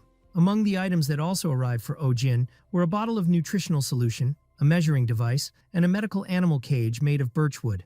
After that, Ohjin showed Selena his plan to renovate the interior of his clinic, which included a modern and organized layout of the rooms. Selena expressed her admiration for the idea, saying she had never thought of organizing the rooms that way. At that moment, someone entered the room announcing the arrival of a shipment of medicinal herbs they had ordered earlier. Ohjin was surprised by the large quantities of herbs being brought in and asked in confusion about all of it. Selena explained the benefits of some of the medicinal herbs, such as Lunas flora, which helps induce sleep when properly ground and inhaled. She then explained the effects of other herbs like painkillers and healing plants, which left Ohjin both surprised and impressed. As Ohjin read the medical book, he was shocked by the benefits of some herbs that could treat serious illnesses he had never heard of in his original world, such as cancer and dementia. Ohjin felt deeply embarrassed by his ignorance and begged Selena to teach him more about these herbs, while Selena teased him gently. Suddenly, a woman burst into the room, shouting that the monster had finally been captured. Ohjin and Selena were stunned by the unexpected news.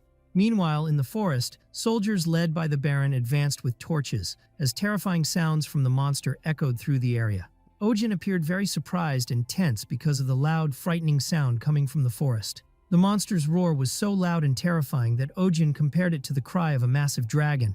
The creature managed to destroy the traps set for it, and the soldiers intensified their chase. The soldiers ran after the hunting dogs, trying to corner the monster within the forest. Ohjin stared into the mysterious shadow, wondering if it was the monster itself. When the soldiers and Ohjin reached the creature's location, the surprise was shocking. It turned out that the terrifying beast that had scared everyone was just a small black cat that looked frightened and nervous. Everyone stood in silence and astonishment before the little cat, who was trying to act tough by making loud noises, despite its tiny size. One of the soldiers approached the Baron and said in confusion that the animal looked like an ordinary stray cat, no matter how closely he examined it. But the Baron responded angrily, insisting that he was absolutely certain this cat was the monster that attacked his wolf, Magma, and urged the soldier to look at how terrified the wolf appeared. At that moment, the wolf Magma appeared, trembling with fear and making weak, terrified noises.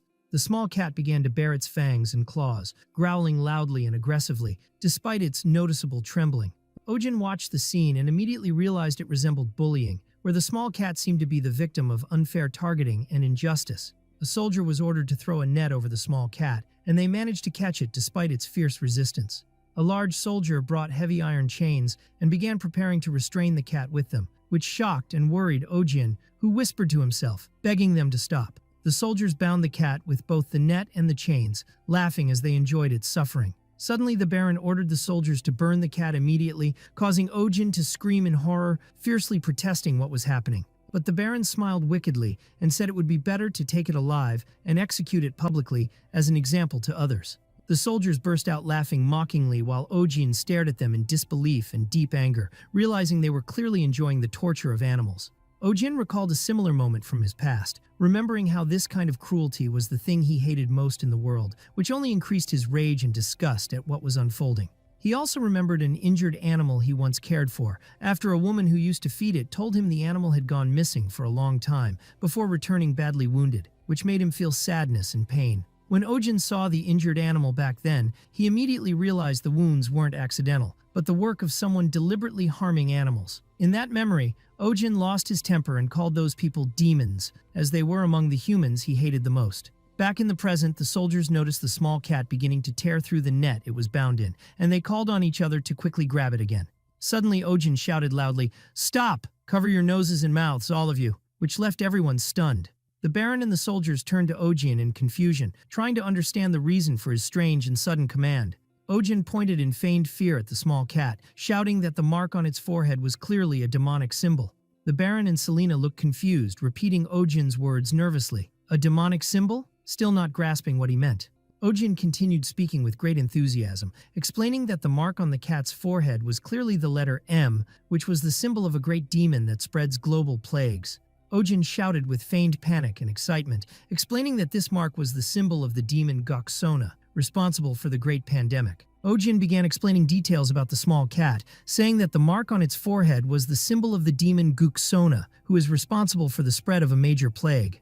This statement surprised and shocked the Baron and the soldiers, who asked in confusion what Goksona was.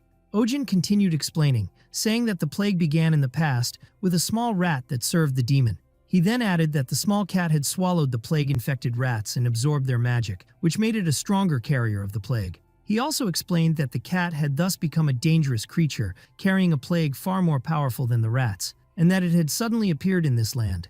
Ohjin's face was extremely serious as he confirmed that this plague is called Gorona, and once it starts spreading, it will wipe out half the population of the region.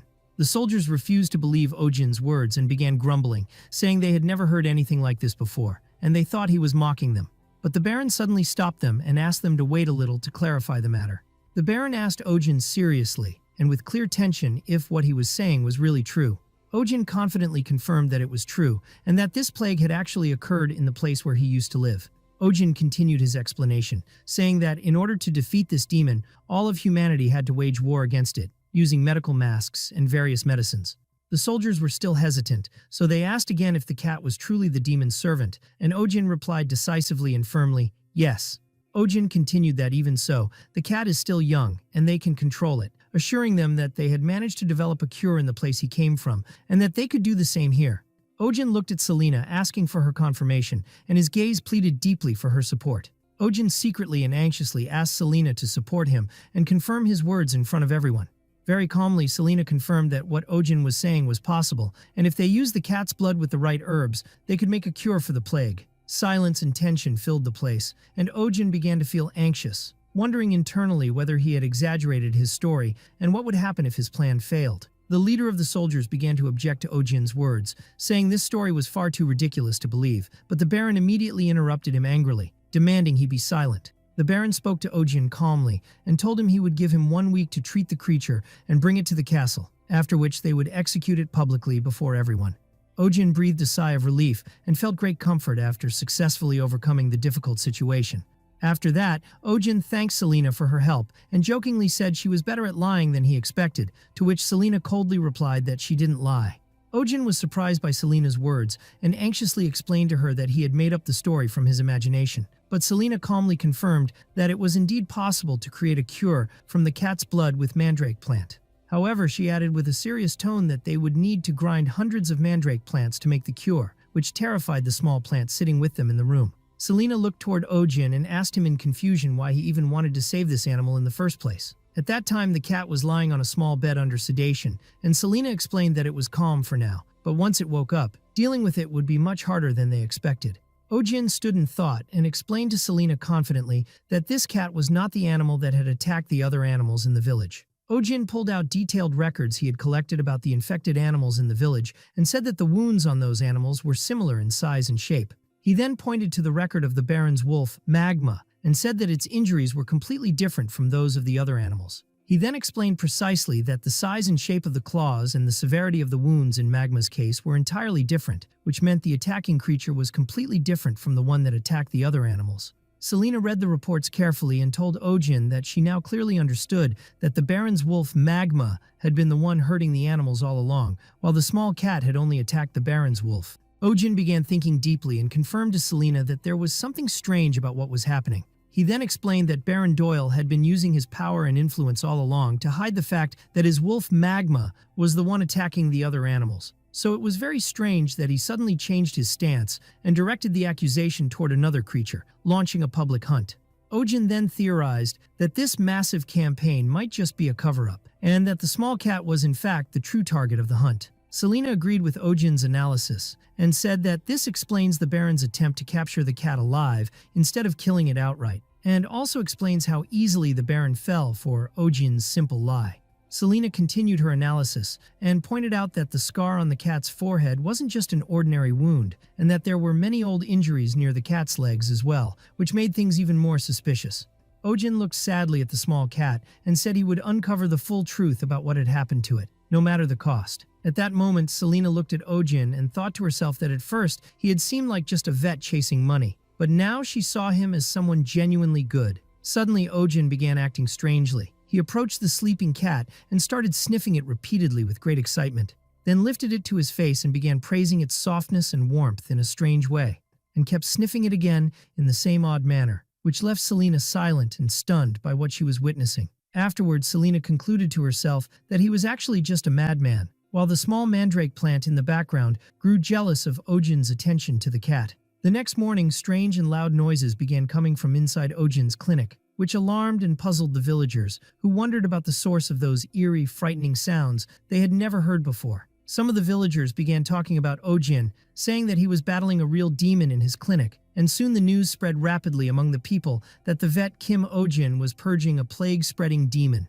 The villagers started speaking with awe about Ohjin, saying that he wasn't just an ordinary vet, but a powerful wizard from another world. In just moments, a crowd had gathered outside the clinic, cheering and hailing the great wizard Kim Ohjin, while Ohjin internally remarked that this is how public opinion is formed in the Middle Ages. Inside the clinic, Ohjin was struggling to feed the small cat, but the cat fiercely refused and threw the food back into Ohjin's face. Ohjin shouted, commenting that this cat had a very difficult temper, while the cat began shrieking even more aggressively. Selena noticed something strange and told Ohjin that the cat seemed smaller than it had been 3 days ago. Ohjin confirmed her observation and said the cat's length had shrunk from 80 centimeters and 7 kilograms to just 60 centimeters and 5 kilograms, and Selena guessed that this was due to it losing its magical energy. But Ohjin said it had nothing to do with magic or anything like that. The cat simply hadn't eaten anything for 3 whole days, and it had to eat. Ohjin began explaining to Selena that the cat was stuck in a vicious cycle of anger and hunger, where its hunger caused it to become angry, and the anger consumed more energy, making it even hungrier. At that moment, Ohjin remembered a type of snack for cats from his original world and wished he had one with him now to help the cat eat. Suddenly, Ohjin felt a sharp pain in his chest and wondered what was causing it. Then he noticed that the pendant he had received from the dragon had begun to glow intensely. In mere moments, a strange object emerged from the pendant and headed toward him, shocking him deeply. It turned out that the strange object was the exact snack Ohjin had been thinking about, and it had appeared from the pendant and opened itself in front of him in a very strange way. When the cat saw the snack, it let out a powerful cry and leapt toward it with great excitement, managing to grab it exactly in the middle of its body, which left Ohjin stunned as he commented on the precision of the strike. The small cat began eating with clear appetite, making gentle sounds that indicated its great enjoyment of the food. Ohjin felt immense joy as he fed the cat from the snack he had just received, affirming that he had finally found the right way to get it to eat. Selena looked at Ohjin in astonishment as he spoke to the cat in a childish manner while feeding it. Then Ohjin sat on the floor, holding the cat in his arms, enjoying the cat's happiness as it ate from his hand. Suddenly, Selena noticed something important on the cat's forehead, as the scar on its head began to glow strangely. Upon seeing the mark clearly, Selena realized the truth, and repeated to herself that she now understood everything. Everything now became completely clear to Selena as she watched the scene between Ohjin and the small cat, saying to herself that it all made perfect sense. Selena came to an important conclusion, that this small creature before her was no ordinary cat at all. She recalled an ancient legend about a beast called Manhwa, or the horned lion. The legend says that in ancient times, when dragons vanished and the world overflowed with mana, these mythical creatures appeared and were considered sacred beings by the people. Wherever their horns touched the earth, blessings poured down, turning dry lands into fertile, water-rich areas. Dark places would become bright and full of life wherever these creatures passed. These miraculous blessings were possible due to the heart of the Manhwa, as their hearts had an extraordinary ability to produce mana. The horns on their foreheads were considered sacred channels through which mana energy flowed, and it was said that anyone who touched these horns would inevitably die. But over time, and with the global mana shortage, the number of Manhwa creatures declined dramatically. To protect themselves, these creatures began mimicking the forms of small animals. But even so, they never lost their pride and dignity as mythical beings. As a result, humans were never able to tame these creatures. The only being capable of approaching and taming them was the legendary spirit of healing. Meanwhile, Ohjin was excessively celebrating the cat's successful use of the litter box. The cat, whom Ohjin had named Kim Seonja, began responding to him playfully, making soft meowing sounds. Ohjin continued enthusiastically praising the cat as he fed it again, while the cat kept eating voraciously. Selena watched this bizarre scene with a worried expression, wondering if what they were doing was truly right. At the same time, inside the Baron's castle, the Baron was shocked when one of his soldiers informed him that the cat had eaten calmly. The Baron received a report confirming that Ohjin was holding the cat in his arms and feeding it happily, and that the cat was eating with appetite and making clear sounds of satisfaction. The Baron initially refused to believe it, telling the soldier that it was absolutely impossible, while the soldier explained that the troops were feeling anxious and uneasy about what was happening. The Baron began to have doubts about the true nature of the cat, wondering nervously if the creature was not just an ordinary feline, especially with all the rumors about the demon lion and the plague that Ohjin had mentioned. The Baron recalled the fact that humans could never tame Manhwa creatures, and the danger they posed even after losing much of their power. He explained that the greater danger lay in these creatures' ability to transform the mana inside their bodies into toxins and deadly explosions, and that the entire nation could collapse due to the plague they might cause. The Baron remembered Ohjin's words that a similar plague had actually happened in his original world, and that humans had to fight it for many years. He expressed deep astonishment as he thought aloud, saying he had heard before that monocerous creatures never eat food offered by humans. Baron Doyle began to wonder about Ohjin. Did that young man have a special method unknown to them that allowed him to tame that strange cat, which no one had been able to handle before? At Ohjin's clinic, the assistant called for the next patient to enter. She welcomed the owner of a small creature called a pink fairy and asked her to proceed to the examination room. As the woman entered the room with her pet, the assistant greeted her with a smile and explained that the pet's weight would be measured inside. Meanwhile, Ohjin watched the scene, pleased with the clinic's growing efficiency and order. A short while later, one of the clients complained about the annoying noise coming from a creature named Jinglebeat, which made constant sounds even while still. Selena rudely responded, threatening to use magic to silence the client herself, prompting Ohjin to yell her name in frustration due to her poor treatment of the customers. After that, Selena began using force unnecessarily against another client who had cut in line, causing Ohjin to shout at her again because of the violence she used inside the clinic. Later, Ohjin was surprised when Selena suddenly walked out of the clinic during an examination, which made him cry out in confusion, demanding to know why she had left so abruptly. A few days earlier, Selena had left him a note in her beautiful handwriting, informing him she would be away for a few days, which deeply angered Ohjin due to her frequent and unexplained absences. Ohjin stood trembling with anger, holding Selena's note, grumbling loudly, and declaring that what she did was grounds for dismissal, remarking that even veterinarians themselves wouldn't act this way. Ohjin was forced to urgently seek temporary help, turning to someone named Biu, who lived near the clinic, offering her a relatively high wage of 2 silver coins per hour, which delighted her greatly. Biu quickly proved herself to be highly skilled and excellent with clients. She warmly greeted one customer and politely asked him to leave his weapon with her before entering the clinic. She also showed great love for animals, expressing admiration for a small creature brought in by a child, and commented that she had raised a similar one when she was young. Additionally, Biu showed tremendous dedication and enthusiasm for her work, eagerly asking Ohjin for permission to help organize the files, which impressed him. Ohjin grew increasingly excited by Biu's energy and commitment to the point that he seriously began considering hiring her full-time. Shortly after, Ohjin noticed the clinic was unusually quiet, which puzzled him and made him wonder about the sudden calm. The clinic was usually bustling with clients and animals, but on that specific day it was strangely quiet, which added to Ohjin's confusion. Typically, the clinic was filled with noise from barking and animals fighting each other constantly, but today everything was eerily calm. Ohjin stood in the middle of the clinic, wondering about the sudden silence, as the animals stared at him with suspicious stillness. The reason was the small black cat, Seonja, who had emitted a very intimidating aura that terrified all the animals present. Outside, the clinic's operations continued, and Biu once again called for the next patient to come in. Ohjin was surprised to see that the next patient entering the examination room was the same creature Bing Bing, who had visited the clinic earlier, but was now strangely overweight. Ohjin stared at Bing Bing in disbelief, wondering how such a small hamster could become this large, joking with the creature, and saying it now looked like a panda.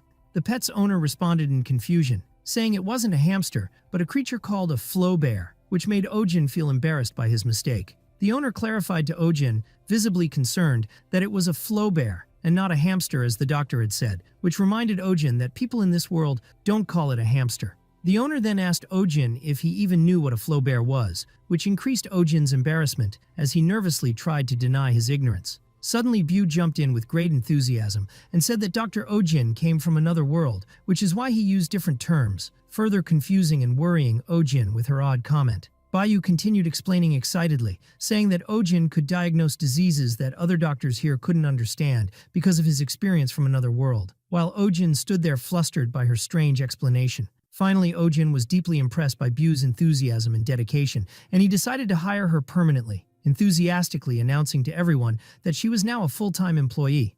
Ohjin then returned to examining Bing Bing, once again wondering how the creature had grown so large despite appearing in very good health. He examined the creature carefully, confirming that its anatomy matched that of a hamster despite the different color, and speculated whether it had been exposed to a special kind of magic that made it grow so big, while the small black cat quietly observed the situation.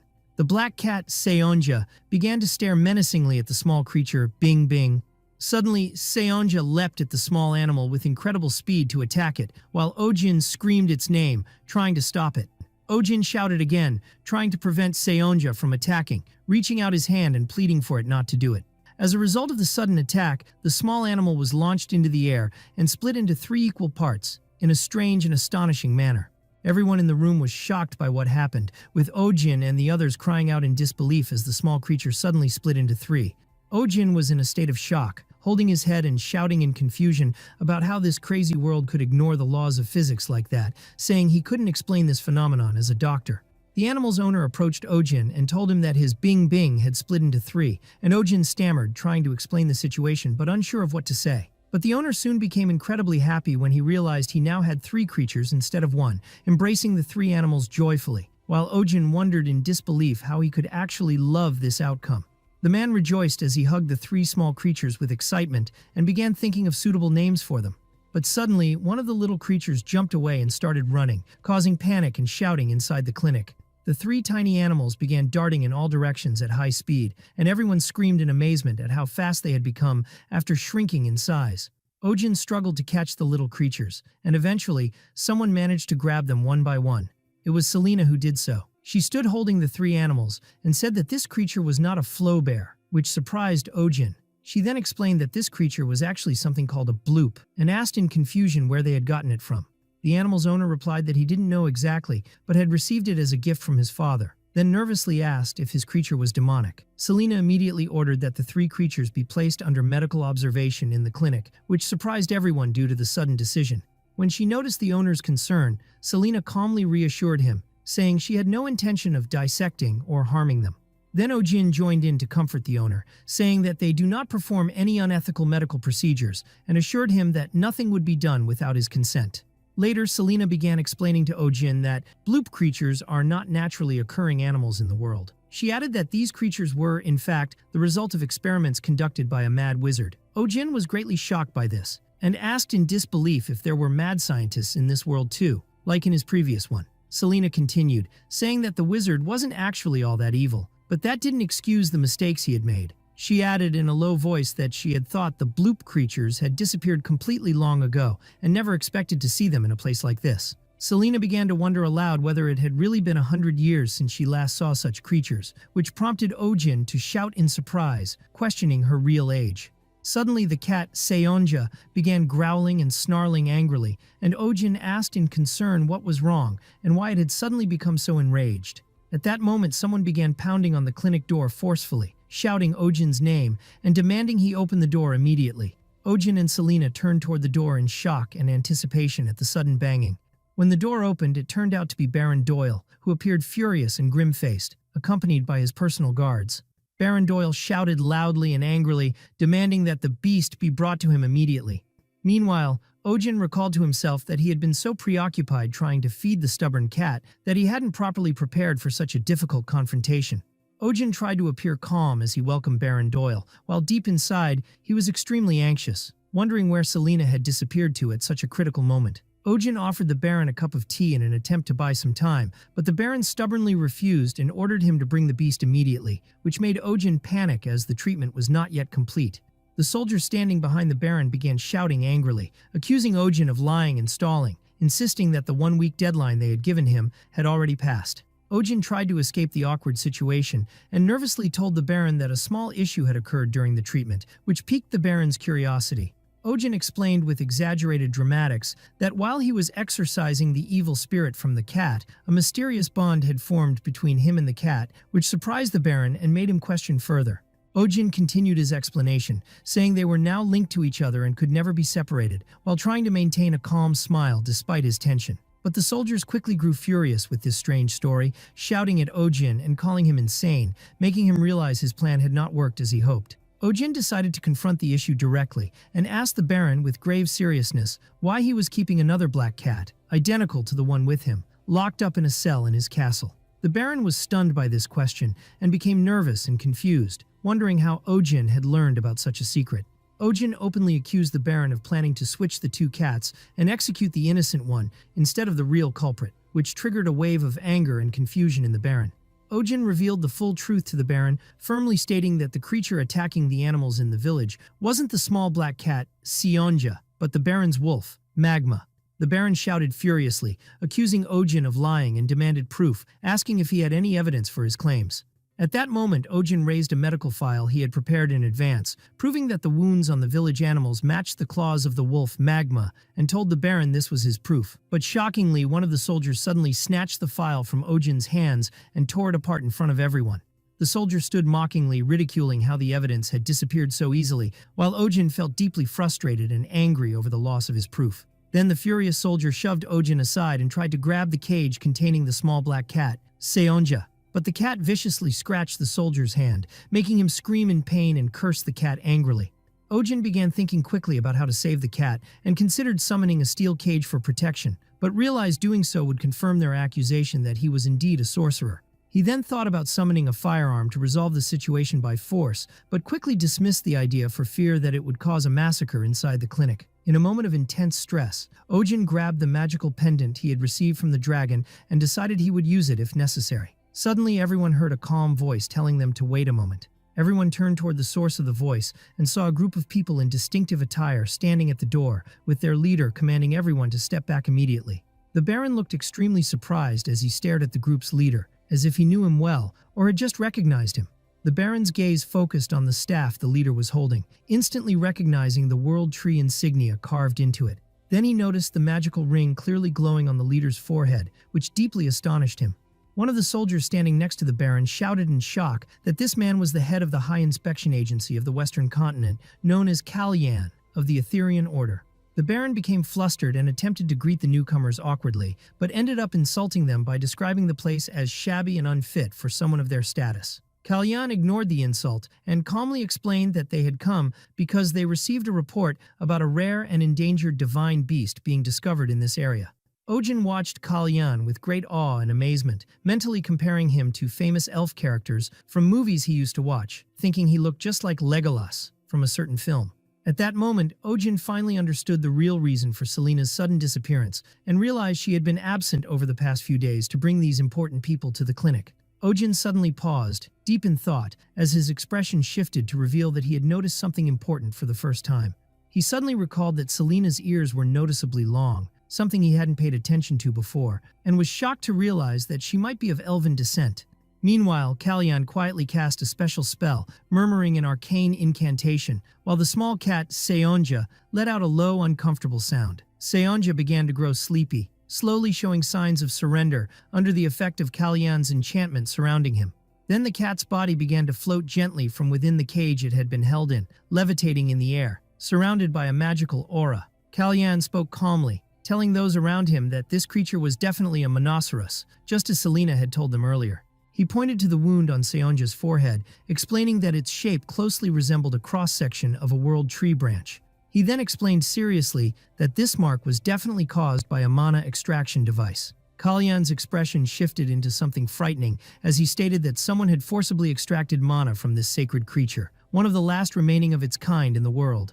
Suddenly, Kalyan called out sharply and angrily to Baron Doyle, causing the Baron to visibly tremble and respond in panic. Kalyan then strode toward the Baron with intense fury, demanding to know if he was the one who had cut off the horn of this small creature.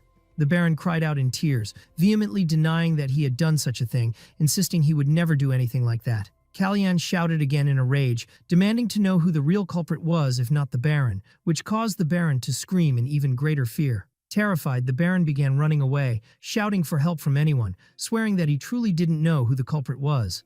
At that moment, Ohjin felt a rush of joy and commented to himself in astonishment that animal protection organizations in this world seemed to wield more power than nobles themselves. Kalyan then spoke calmly, explaining that there weren't many weapons in this world capable of cutting a divine beast's horn and that a simple investigation would be enough to uncover the truth. He then thanked Ohjin, telling him that it was thanks to his help that they were able to protect this precious divine creature. Ohjin tried to respond humbly, saying that what he had done wasn't anything significant. After that, Kalyan told Ohjin that they would be taking the small creature and caring for it, which left Ohjin a bit surprised.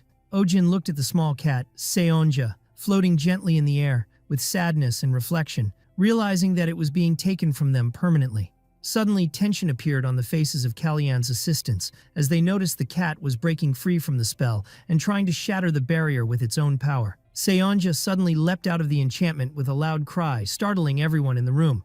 The cat quickly dashed toward Ohjin, who received it with great joy and excitement, calling its name with enthusiasm. Ohjin embraced Seonja warmly, laughing with overwhelming happiness, while the cat purred in satisfaction and joy at returning to him. Kalyan and his assistants were stunned, in total disbelief at what they had just witnessed, and Kalyan asked aloud how something like this could happen with a monoceros.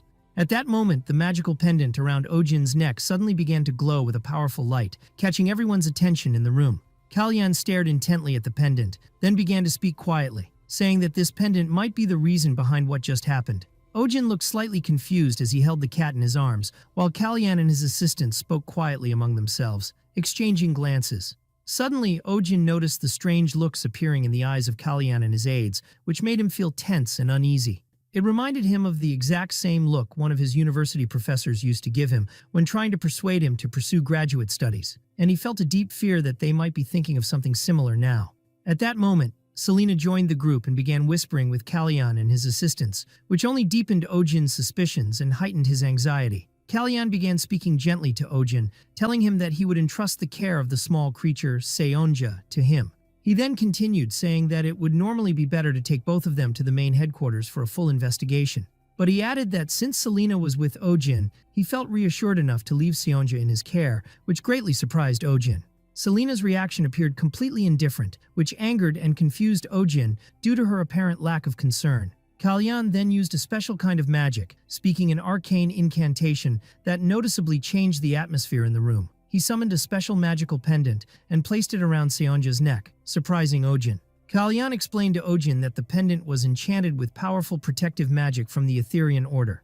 Ohjin was overjoyed to hear that the pendant would help Seonja regain strength in place of his lost horn, and he happily showed his delight to the cat. Kalyan added that if the cat were ever in danger, the pendant would immediately send an emergency signal to them, which made Ohjin feel like he'd just been handed an advanced auto-rescue system. Kalyan then told Ohjin they wanted to give him something else as a token of gratitude for everything he had done, which left Ohjin surprised and eagerly wondering what it would be. Kalyan presented Ohjin with a valuable ring, telling him it carried the authority of the Celestial House, which left Ohjin confused. Ohjin felt deeply uneasy as he held the ring, wondering if wearing it would get him entangled in dangerous or undesirable responsibilities. Kalyan gave a very gentle smile and explained that the ring also had the same protective magic as the pendant, and that it too would send a distress signal in times of danger, which made Ohjin even more confused about the meaning of that gentle smile. Suddenly, Kalyan offered to place the ring on Ohjin's finger himself, which terrified Ohjin as he wasn't emotionally prepared for it. Ohjin was overwhelmed with embarrassment as he saw the ring on his finger, and everyone applauded, saying it suited him perfectly. He began to nervously question whether what had just happened was even appropriate. Ohjin felt a deep sadness as he realized he had never worn a ring in his life before, and became increasingly anxious because of the strange nature of this one. He started to feel that the ring was extremely suspicious and might contain dark or dangerous magic. Due to his anxiety, Ohjin politely told Kalyan that he couldn't accept the ring, explaining that he worked with his hands a lot and accessories didn't suit him. But Kalyan, with a gentle and completely unfazed smile, told Ohjin he could think of the ring as a protective shield rather than an accessory, which left Ohjin astonished by his calm response.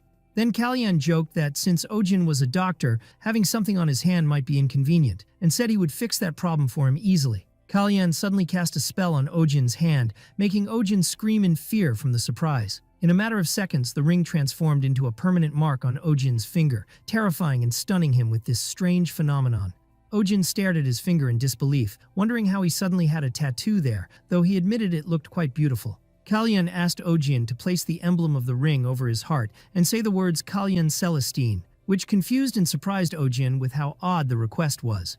When Ohjin did so, a very bright light emerged from the mark on his finger. At that moment, Kalyan explained to Ohjin that he could now communicate remotely with anyone else who possessed a telestron stone, which amazed Ohjin, who compared it to a video call. Kalyan then asked Ohjin to say the word light, and when he did, a brilliant light burst forth from the mark in an astonishing display.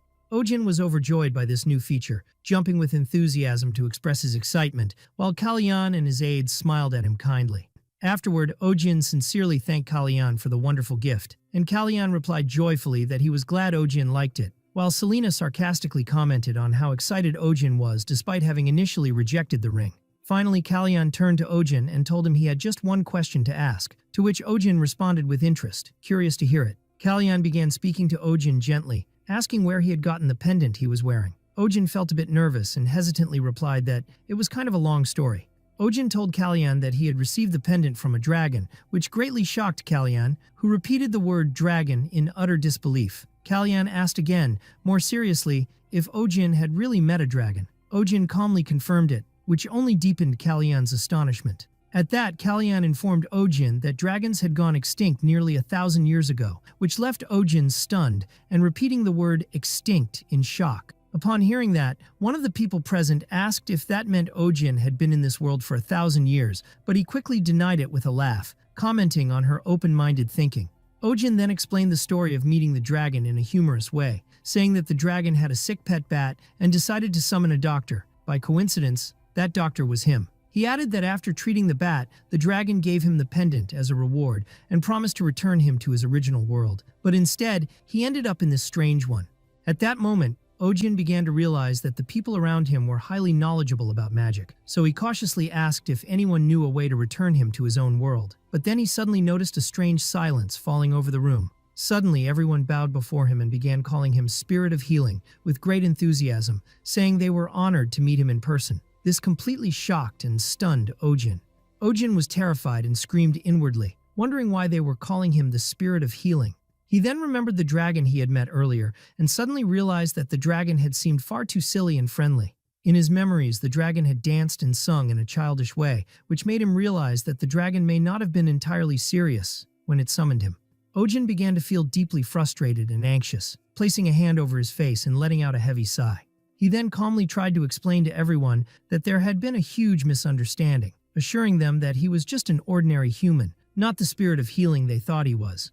Ohjin clarified to them that his summoning had simply been a mistake made by the dragon, and that the bat he was called to treat wasn't really sick, just poorly cared for. But Kalyan gently insisted that, regardless, Ohjin now possessed a pendant filled with dragon power, which made Ohjin say that he had no choice but to accept it because the dragon had forced him into this world. Then, to Ohjin's surprise, Kalyan grabbed his hands excitedly and called his name, which flustered Ohjin, who quickly asked what he wanted. Kalyan explained seriously to Ohjin that this world was currently going through a very grave crisis. He asked Ohjin if he had ever heard of mana before. Ohjin replied in confusion that he hadn't heard that term before. Kalyan began explaining that mana is the sacred life energy that forms the foundation of everything in this world. He stated that the amount of mana a living being possesses determines its strength and status, and that creatures like dragons once had immense stores of mana.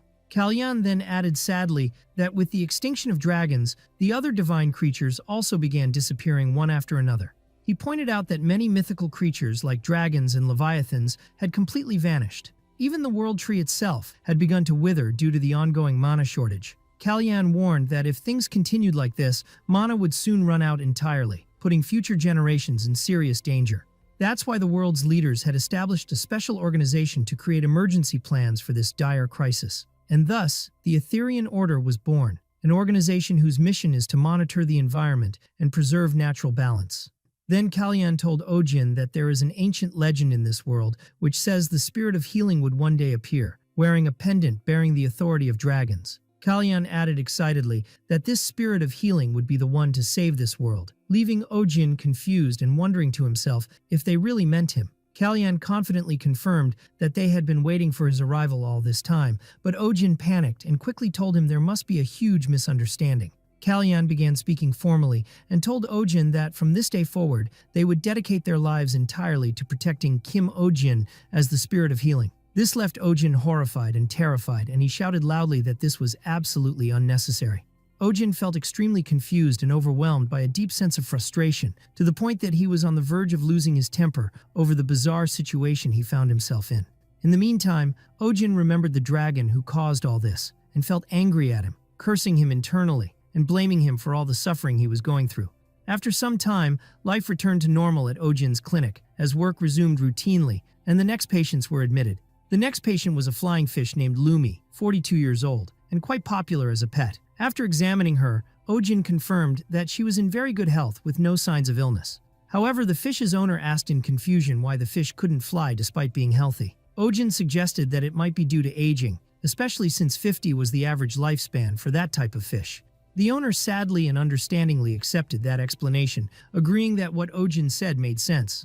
The woman then hesitantly asked if there was any way to slow the aging process or help the fish fly again, even if temporarily. Ohjin gently explained that it would be very difficult. Ohjin calmly explained that aging is a natural part of life, and she would need to come to terms with and accept that reality. Upon hearing this, the woman told Ohjin sadly that her father had been bedridden since falling ill last year. She added that her father had loved flying fish deeply and used to raise many of them. But after he became bedridden, his fish began weakening one by one and gradually lost their ability to fly.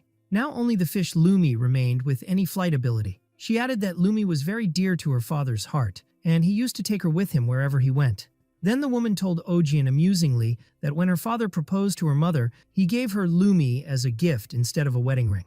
One of the other women present chimed in support, saying that using a flying fish for marriage proposals had actually been a global trend in the past, which greatly surprised Ohjin.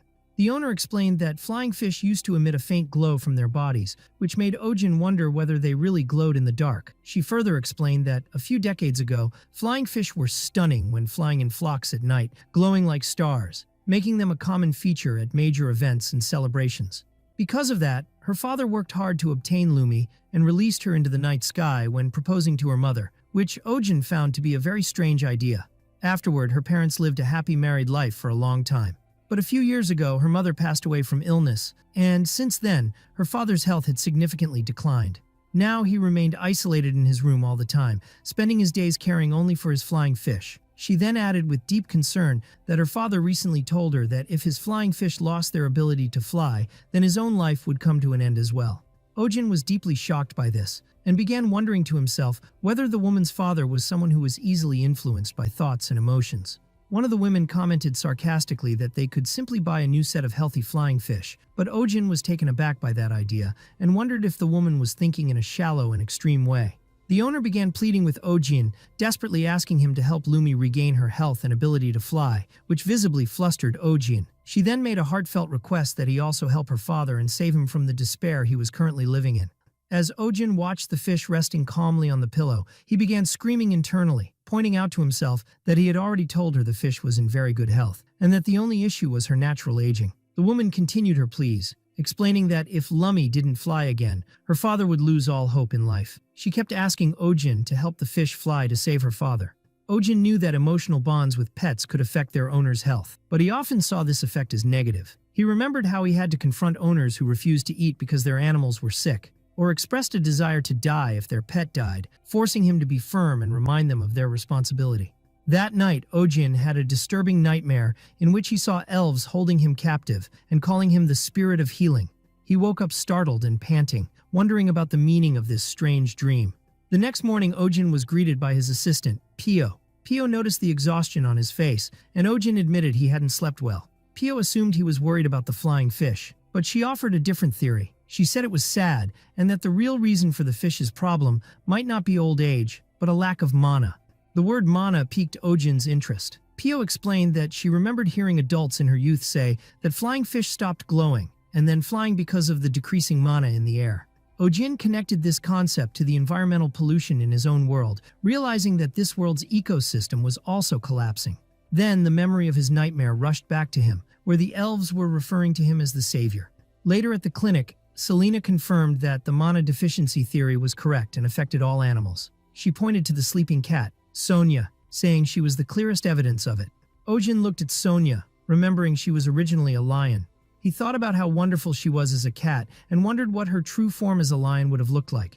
Then he wondered if she would groom herself the same way even if she were a lion. The word grooming sparked a sudden idea in his mind. He suddenly turned to Pio and asked her about the nature of the flying fish owner's father's illness. Pio replied that she had mentioned it was a disease that caused weak and easily broken bones. Ohjin then asked Selena about the usual medicine for such a condition. Selena listed several herbs, including bloodroot for pain relief. Ohjin asked her if any of these medicines had long-term side effects, and Selena confirmed that bloodroot caused fatigue and numbness of the nerves over time. Ohjin's eyes lit up. He had found the solution. He eagerly asked her if there was a medicine to counteract these side effects. Selena said yes, but it would also cancel out the pain-relieving effect of the original medicine. Ohjin said that didn't matter and asked her to tell him how to make it. Selena answered simply by pointing behind her. Ohjin turned and saw the mandrake plant, realizing it was the secret ingredient. He approached the plant with a smile, telling it he would only take a few leaves to make the medicine.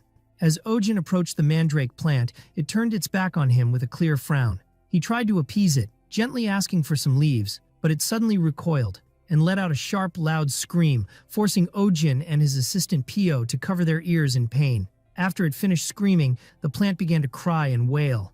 Ohjin angrily asked it why it had suddenly screamed, complaining that it nearly ruptured his eardrums, but Pio advised him not to be harsh with it. Pio suggested an explanation for the plant's behavior, saying it was probably upset because Ohjin only came to it when he wanted something, especially since he had been busy with the cat Sonia lately. Flustered, Ohjin shyly claimed he felt awkward around plants because he had never raised a sentient one before. Pio suggested he at least give it a name. Upon hearing this, the plant burst into even louder tears, sad that it didn't have a name. Ohjin sighed in despair, grumbling that now he also had to worry about a plant's feelings. Ohjin gave in, pointed to the plant, and named it Kim Mandal. Immediately, the plant stopped crying and looked at him with loving eyes, and an identification tag appeared, revealing a new trait, extremely jealous. Pio congratulated Mandal on its new name, and the plant shook itself happily. Ohjin took advantage of its good mood and asked for just 2 leaves.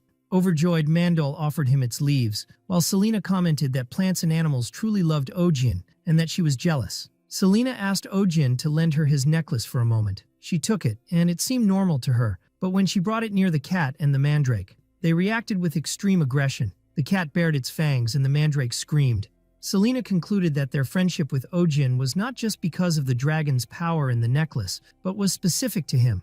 She asked Ohjin how to activate the necklace's power. He explained that he believed the power was released when he focused on what he wanted, as he would feel a tightness in his chest. Selena wondered if the power was connected to his heart. Ohjin explained that just touching the necklace made the creatures come to him as if it were treat time, and he gave a reward to the cat, Sonia. Selena realized this meant Ohjin was feeding the Monoceros with his own mana, and she wondered how dangerous that was for him. Pio brought the crushed mandrake leaves to Ohjin, who held the prepared medicine. Selena asked if she should bring a housecall bag, and he requested a large one. Selena looked at him deeply, wondering to herself if he was truly the spirit of healing. The scene shifted to the home of the flying fish's owner. The daughter, L'Oreal, entered her father's room carrying the medicine tray, only to find him collapsed on the floor. She rushed to him and asked if he was okay. He reassured her, but she scolded him for trying to stand up on his own. In his bedroom, the bedridden father was struggling to get up while holding the fish Lummy. His daughter, L'Oreal, scolded him, saying he should have called for her instead of risking himself. The father justified his action by saying that Lummy seemed to want to see what was outside. L'Oreal warned him that his bones were still weak and that any mistake could have led to disaster. But the father replied despairingly that he didn't have much time left anyway. L'Oreal tried to encourage him, saying his illness could get better, but he told her with sad wisdom that people don't just die from diseases. He explained that a person truly dies the moment all hope disappears. L'Oreal tearfully begged him to stop saying such things. At that moment, Ohjin suddenly burst into the room, loudly declaring that people die from misinformation and incorrect prescriptions, as well as bad life habits and lack of proper care. The father and daughter were surprised by his presence, and the father asked who he was. Ohjin introduced himself as a veterinarian and revealed to them that the reason Lummy couldn't fly was not old age. He then pointed to the father, explaining that the real cause was the side effects of the medications he was taking. The father wondered in confusion how Lummy could suffer from side effects when he was the one taking the medicine. Ohjin explained that although flying fish now live on land, they still retain some of their aquatic habits. The most prominent of these is grooming the individuals they love. Thus, Ohjin deduced that Lummy lost its ability to fly because it had ingested an overdose of the medicinal substances present in her father's hair and beard while grooming him. The father initially denied it, saying the fish doesn't lick his hair, but his daughter L'Oreal corrected him, revealing that whenever he was asleep, the fish would spend the whole night grooming his hair and beard. The father realized the truth, wondering if that was the reason his beard was always so shiny. Ohjin announced that he had already made the cure and presented him with a box containing syringes and vials of medicine, assuring him that the fish would regain their energy within a day or two at most. He advised the father to wear a sleeping cap from now on. With Pio's help, Ohjin began injecting the fish with the medicine. After finishing injections for all of them, he announced that the treatment was complete and that its effect was fast. Indeed, the fish began to move, then launched into the air one by one, and Lummy flew towards her stunned father. The father hugged his beloved fish with tears in his eyes, happy that what he was seeing was not a dream. Ohjin and Pio felt relieved, and Ohjin commented that the medicine worked quickly because the fish had been healthy until recently. The family thanked him warmly, and he promised them that the rest of the fish would also improve soon. But suddenly, the newly energized fish began to attack and bite Ohjin, making him scream and wonder if they were piranhas. Amid the chaos, the father's eyes gleamed with a sudden realization. The fish began to glow with a bright blue light and fly around the room, to everyone's amazement. The sick father looked up in awe and wonder, while his daughter L'Oreal commented that it was the first time she had ever seen something so beautiful. Her memory flashed back to the night of her engagement, where her fiancé had proposed under a sky adorned with schools of glowing flying fish. In the present, the father knelt, holding one of the luminous fish in his hands, while Ohjin watched the scene, remarking on its beauty. Pio told Ohjin that she now understood why the father had used flying fish in his marriage proposal. He wanted to shine and soar through the sky just like them. Selena interrupted her, reminding them that animals shouldn't be used for events and that it was considered abuse, which Ohjin and Pio agreed with. Meanwhile, Selena was thinking about how the fish had regained their abilities just by tasting Ohjin's blood and hair. She concluded to herself that Ohjin was no ordinary person, but she still wondered if he was truly the one the world was waiting for. Elsewhere, Selena was talking with Kalian, asking him if he truly believed that Kim Ohjin was the spirit of healing. Kalian answered in the affirmative, confirming that everything matched the descriptions in the prophecy. Selena reminded him that he had given Ohjin his ring, then corrected herself, saying the ring wasn't his to give in the first place.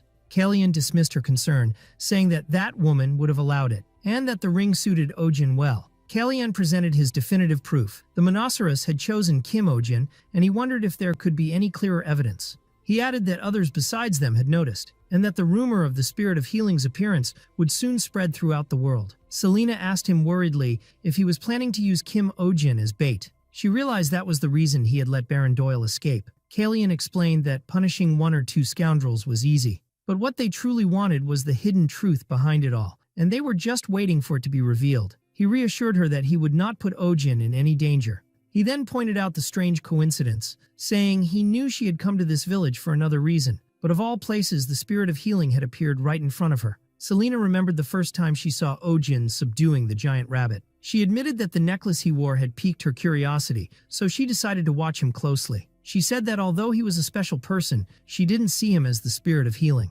Kalian told her she would discover the truth if she kept watching him, and reminded her that the prophecy about the spirit of healing wasn't just about saving the world, hinting at another purpose. The scene shifted to another quiet day at Kim Ohjin's clinic, where a scream erupted from inside. Ohjin was screaming, surprised by the presence of one of the blob creatures in the clinic, wondering how it came back when it had been discharged last week. Selena held the creature in a strange way and calmly explained that she was taking care of one of the three. Ohjin yelled at her not to hold it like that. Selena began to explain the nature of blobs, saying there were two types, a primary type with a core in its head and a non-primary type. She added that as long as the primary type was contained, the other types would not multiply. Ohjin looked at the blob Selena was holding and realized with fear that this was the type capable of reproducing. Selena explained that the blob creature she was holding was the sensitive primary type, and that it multiplies when it feels stressed, warning Ohjin to be careful.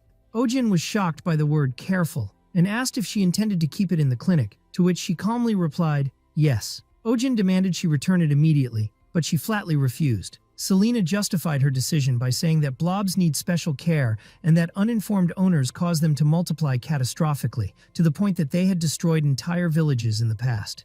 Ohjin asked again in disbelief if she was serious about keeping this dangerous thing here, and her answer was affirmative. Ohjin compared the situation to raising a time bomb in a gunpowder warehouse, pointing to the creature's violent record and bad temper. Pio, who was watching the situation worriedly, asked if the owner had given their consent. Selena scoffed at the idea that she needed permission. She explained that she hadn't gotten permission, but had requested cooperation. Ohjin realized this meant she had taken it from them by force, which Selena confirmed, while Pio cried in the background for the owner. Ohjin tried to intervene, but Pio stopped him and whispered for him to let it go. She shared a piece of wisdom she had heard from the elders. Don't mess with elves who cover their ears. When Ohjin asked her why, she explained that elves tattoo the ears of dangerous criminals. So many of them hide them. Ohjin compared it to the electronic monitoring ankle bracelet in his world. Ideas started swirling in Ohjin's head. This explanation seemed logical to him, given Selena's tendency for violence and her constant silence about her past. He began to wonder if she was a former criminal and what crime she might have committed, even considering murder before dismissing the idea and worriedly wondering if he should fire her. His thoughts were interrupted by Selena's voice announcing that it was time to open the clinic. Ohjin returned to reality, and at that moment, the clinic doors opened to a huge crowd of customers with their strange pets, all of them shouting for Dr. Kim Ohjin's help. Pio had to organize the line and distribute waiting numbers. Ohjin looked at this scene, and with a satisfied smile, decided that for now, he wouldn't fire anyone. Elsewhere at Baron Doyle's castle, his mysterious master was angrily interrogating him about why the Etherean Order had come to the clinic. The Baron replied that he didn't know, and that they had stormed the place, talked about a divine beast, then interrogated them and fled. The master was angry that his men had allowed the elves to take the Monoceros and escape. The Baron apologized and promised to retrieve it, but his master mocked him, asking how he planned to steal from the Etherean Order. The Baron revealed an important piece of information, that they didn't need to, because Kim Ohjin was the one keeping the creature. The master denounced this, saying a Monoceros could not coexist with humans. And the Baron admitted he thought so too, but the creature strangely followed Kim Ohjin. The master asked him who knew about this, and the Baron replied that it was him, his men, and the head butler. Then the master asked in an icy tone, "Have you silenced them?" And confusion appeared on the Baron's face. In his castle, Baron Doyle's master was berating him furiously, calling him a fool and asking if his head was just for decoration. The master ordered him to gather everyone who had been present at the clinic that day. After the scolding continued for a full hour, the exhausted Baron sat down, complaining of stress. He ordered his head butler to summon 2 men named Theodore and Alex immediately. But the butler told him they were on vacation because they had been grumbling about overtime. The Baron exploded in anger, ordering their vacation canceled and for them to be brought back by force. But the butler explained that they had already left and he didn't know their whereabouts, further frustrating the Baron, who felt that things were heading for disaster. Meanwhile, rumors were spreading throughout the town. People talked about seeing the Etherean Order with their own eyes, and about the presence of Commander Kalian Celestine himself. They wondered why such an important group would come to their rural area. The rumors quickly connected the elves' visit to Kim Ohjin's clinic, saying they came because of a rare, endangered species. The gossip began to evolve, with some claiming that Ohjin was not an ordinary person, but a spirit or a fairy from another world. Others recounted his feats. Although the legend of the spirit of healing seemed like a myth, they pointed out that he had subdued a giant rabbit with mana and tamed a divine beast with his bare hands. Meanwhile, some tried to remain logical, saying he was probably just a somewhat powerful doctor. The rumors reached the nobility, where 2 aristocratic ladies wondered about the spirit of healing being a man, as they had heard the spirit possessed supreme beauty and had assumed it was a woman. One of them explained that this changed everything, as the prophecy says the spirit of healing will save the world, and that whoever wins the spirit's heart will rule the entire world. In the high-class noble district of Montefiore, another veterinarian named Adrian Havencrown was arriving late to his luxurious clinic, apologizing for oversleeping. His head butler greeted him, but Adrian noticed the clinic's strange quietness and asked why. The butler replied that there were no patients today. Adrian was surprised, and the head butler confirmed that no one had come since the morning. Adrian wondered what was happening and suspected that his rival, Count Downey, was trying to sabotage his business. He vowed to sue him, but the butler stopped him, explaining that he believed the problem lay with the new veterinary clinic in the commoners' district of Belmore. Adrian scoffed at the matter, wondering why his noble clients would go to a commoners' district. The butler told him that the new clinic had become overwhelmingly popular, so Adrian assumed it must be using cheap tricks. Arrogantly, he said that a commoner's doctor remains a commoner's doctor, boasting that he was a graduate of the Royal Academy, which only nobles could enter. Adrian decided to consider the day a holiday, confident that his scheduled visit to Lady Marian tomorrow to examine her unicorn would secure his monthly income. But the butler hesitantly interrupted him, informing him that Lady Marian had canceled her appointment. Adrian was shocked, and his shock grew when he learned she would be visiting Kim Ohjin's clinic instead of his. In a fit of rage, he ordered his carriage to be prepared immediately. Adrian Havencrown was a young man with a prestigious family background, an attractive appearance, intelligence, and culture, a truly rare talent. He had chosen to become a veterinarian because, as he claimed, he loved people, and he saw helping their pets as a way to help them. The aristocratic veterinarian, Adrian, continued his internal monologue, explaining that he loved people who loved their wonderful pets. For him, there was nothing more satisfying than alleviating the worries of a beautiful lady. But he assured himself that, despite this, he maintained a strict separation between his work and personal life, adhering to the professional code of ethics. But there was one exception to this rule: Lady Marian Astrid. The moment she walked into his clinic, his heart began to beat for her alone. He believed that fate had made him a veterinarian just so he could treat her unicorn. For this reason, he became enraged at the thought that she would allow a commoner doctor to treat her precious animal.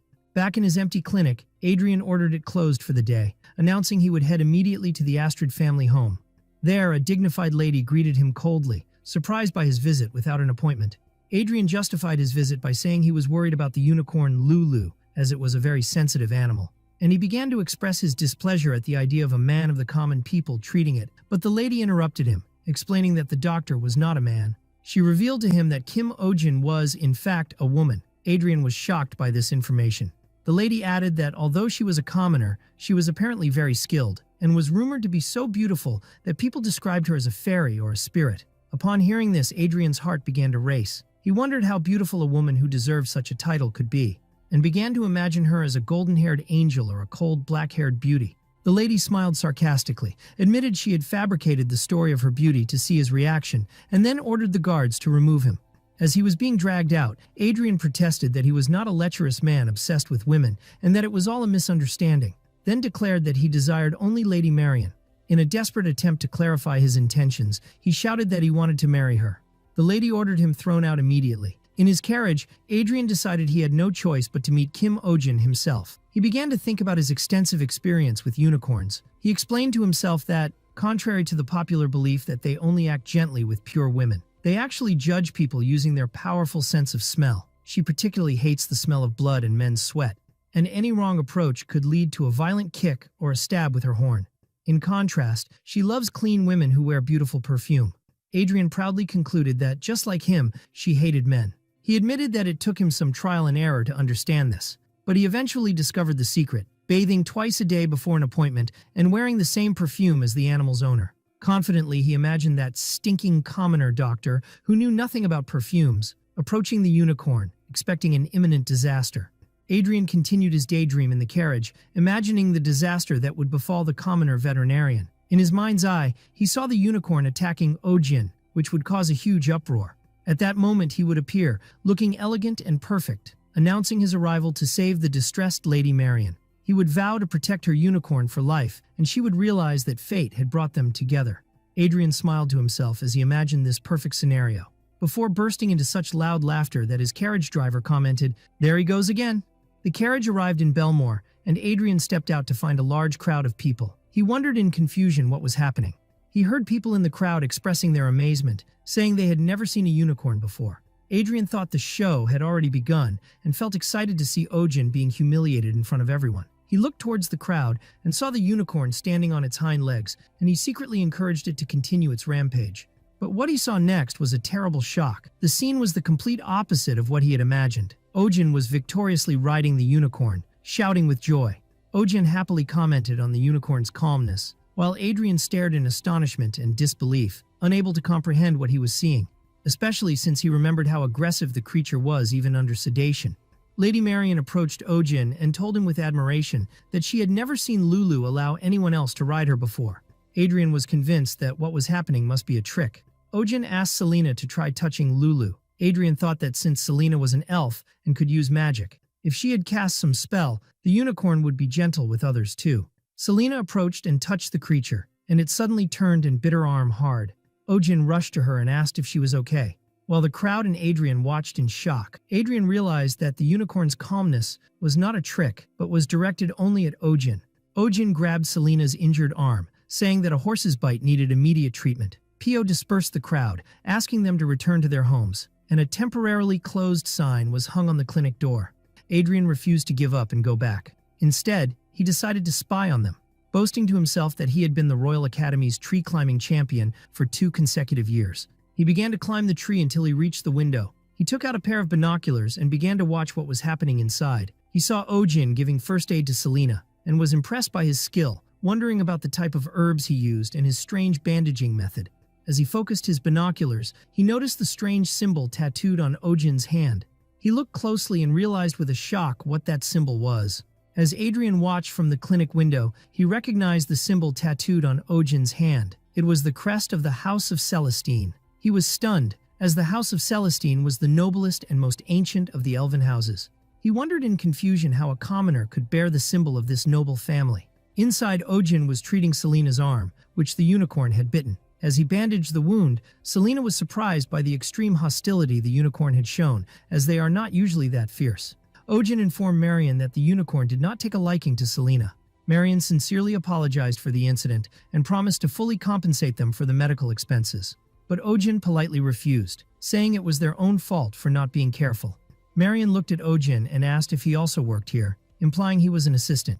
Selena, flexing her bandaged arm, intervened, explaining that Ohjin was an assistant doctor who primarily handled prescriptions and tasks requiring physical strength, which embarrassed Ohjin. Marion accepted the explanation and commented that it was logical for a famous person like Ohjin to have more staff. She then looked around and said that, although the clinic was new, it seemed a bit small for someone of his stature to fully display his skills, and suggested that a larger clinic would be better. Ohjin laughed to himself, thinking that if she had seen his old clinic, she wouldn't have said that. His mind drifted back to that miserable clinic, with its bad location and endless problems of clogged toilets, broken heating, and constant noise complaints. He remembered how he had emptied his account and taken out loans just to open that place, only to then suffer from the interest and exorbitant maintenance fees. Marion noticed him spacing out and asked if he was okay. She answered politely that she didn't know the details, but it seemed he had been through a lot. She looked at him with admiration, admitting how foolish she had been not to recognize the greatness of someone like him sooner. She told him not to worry because her eyes were sharp, and that only the best was suitable for someone like him, suggesting as an example, a clinic under her family's patronage. Ohjin was shocked by this generous offer and wondered if she was trying to flirt with him. She moved closer to him, whispering, "If that's what you want," Zrenia, which made him blush. This moment was interrupted by an angry neigh from the unicorn Lulu and a sharp meow from the cat, Sonia, who suddenly clashed. Chaos filled the place as Ohjin and Pio tried to calm the two animals, while Marion asked her unicorn why it was acting so strangely. Selena found the situation strange. She explained that unicorns are known for their dislike of humans, but they usually get along well with smaller animals, especially the rhinoceros, due to their shared traits. Marion felt insulted and asked Selena if she was implying that Lulu had a bad personality. Selena answered coldly and bluntly, "That's right." Marion became furious, accusing Selena of speaking to her rudely and informally the whole time. Selena retorted sarcastically, saying that was strange coming from someone who had jumped the queue without a reservation. Marion protested and showed a number card. So Selena pointed out that she had bought it with money, which Marion admitted, saying she had offered a small token of gratitude. Ohjin's assistant, Pio, sarcastically commented that nobles really think differently, buying their spot in line with money. In the midst of the heated argument, Lady Marion angrily asked if this clinic lacked any staff with decency or education. This tense atmosphere caused the unicorn to go on a rampage. It neighed loudly and struck a nearby bookshelf, causing it to fall. As the bookshelf was about to fall on Marion, the rival veterinarian, Adrian, suddenly jumped through the clinic window. Selena got to the bookshelf first and caught it before it could fall, while Adrian tripped and fell on his face immediately upon entering, unable to do anything.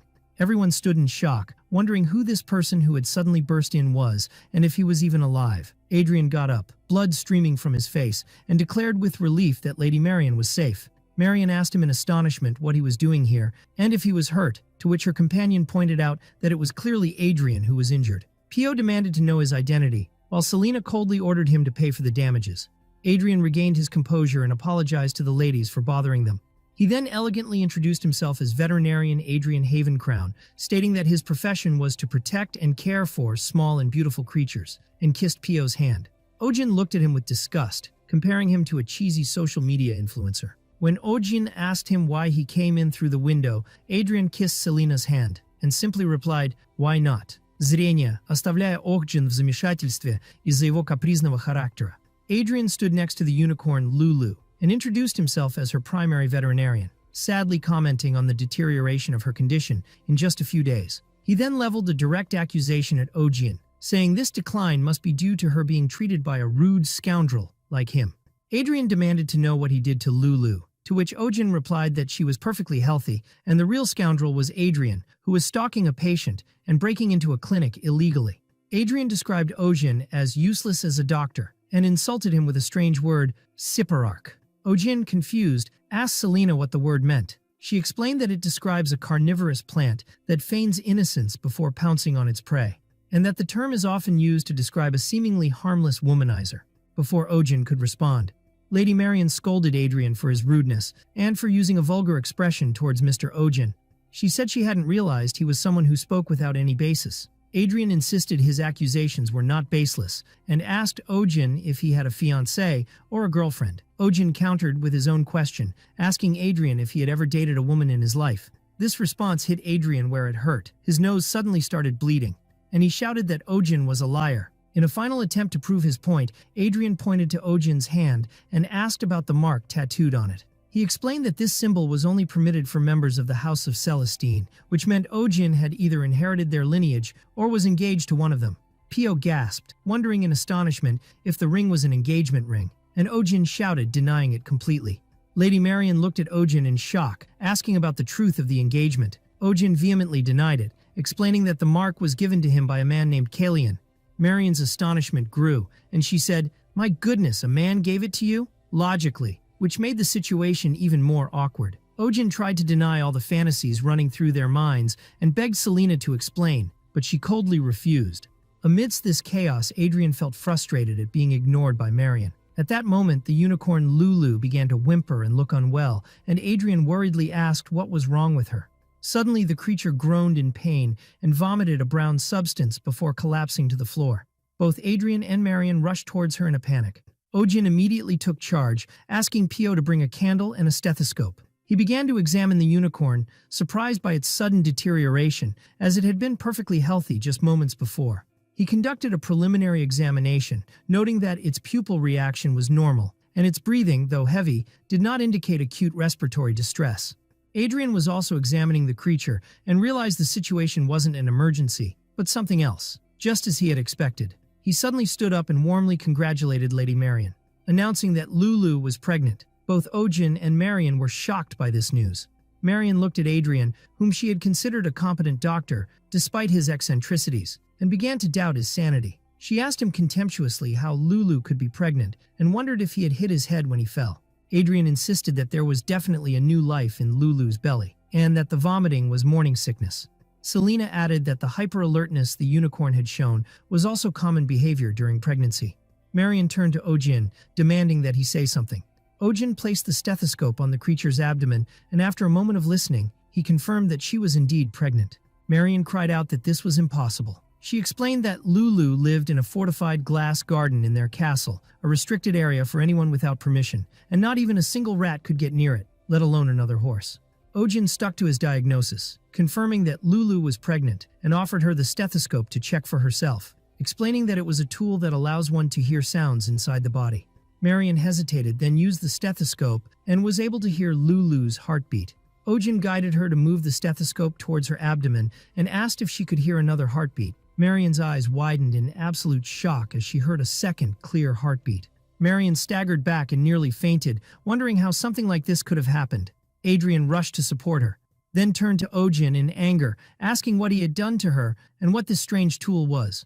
Ohjin calmly replied that it was just a stethoscope and offered him to try it himself. Adrian scoffed, saying he couldn't be fooled, and grabbed the stethoscope, placing it incorrectly.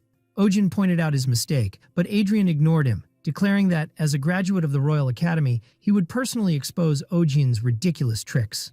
He placed the stethoscope on the unicorn's abdomen and froze. Instead of exposing a trick, he clearly heard the sound of 2 beating hearts, the sound of new life echoing in his ears, leaving him astonished and deeply moved. Adrian was still holding the stethoscope, completely stunned by what he was hearing. He wondered how the sound coming from inside the unicorn's body could be so clear, expressing his amazement at the minute details he could hear, from the blood flow in the vessels to the movement of joints, breath, and pulse. Ohjin asked for his opinion, noting that the fetus seemed very large. Adrian agreed and estimated, based on the swelling of the abdomen, that she was at least 4 months pregnant.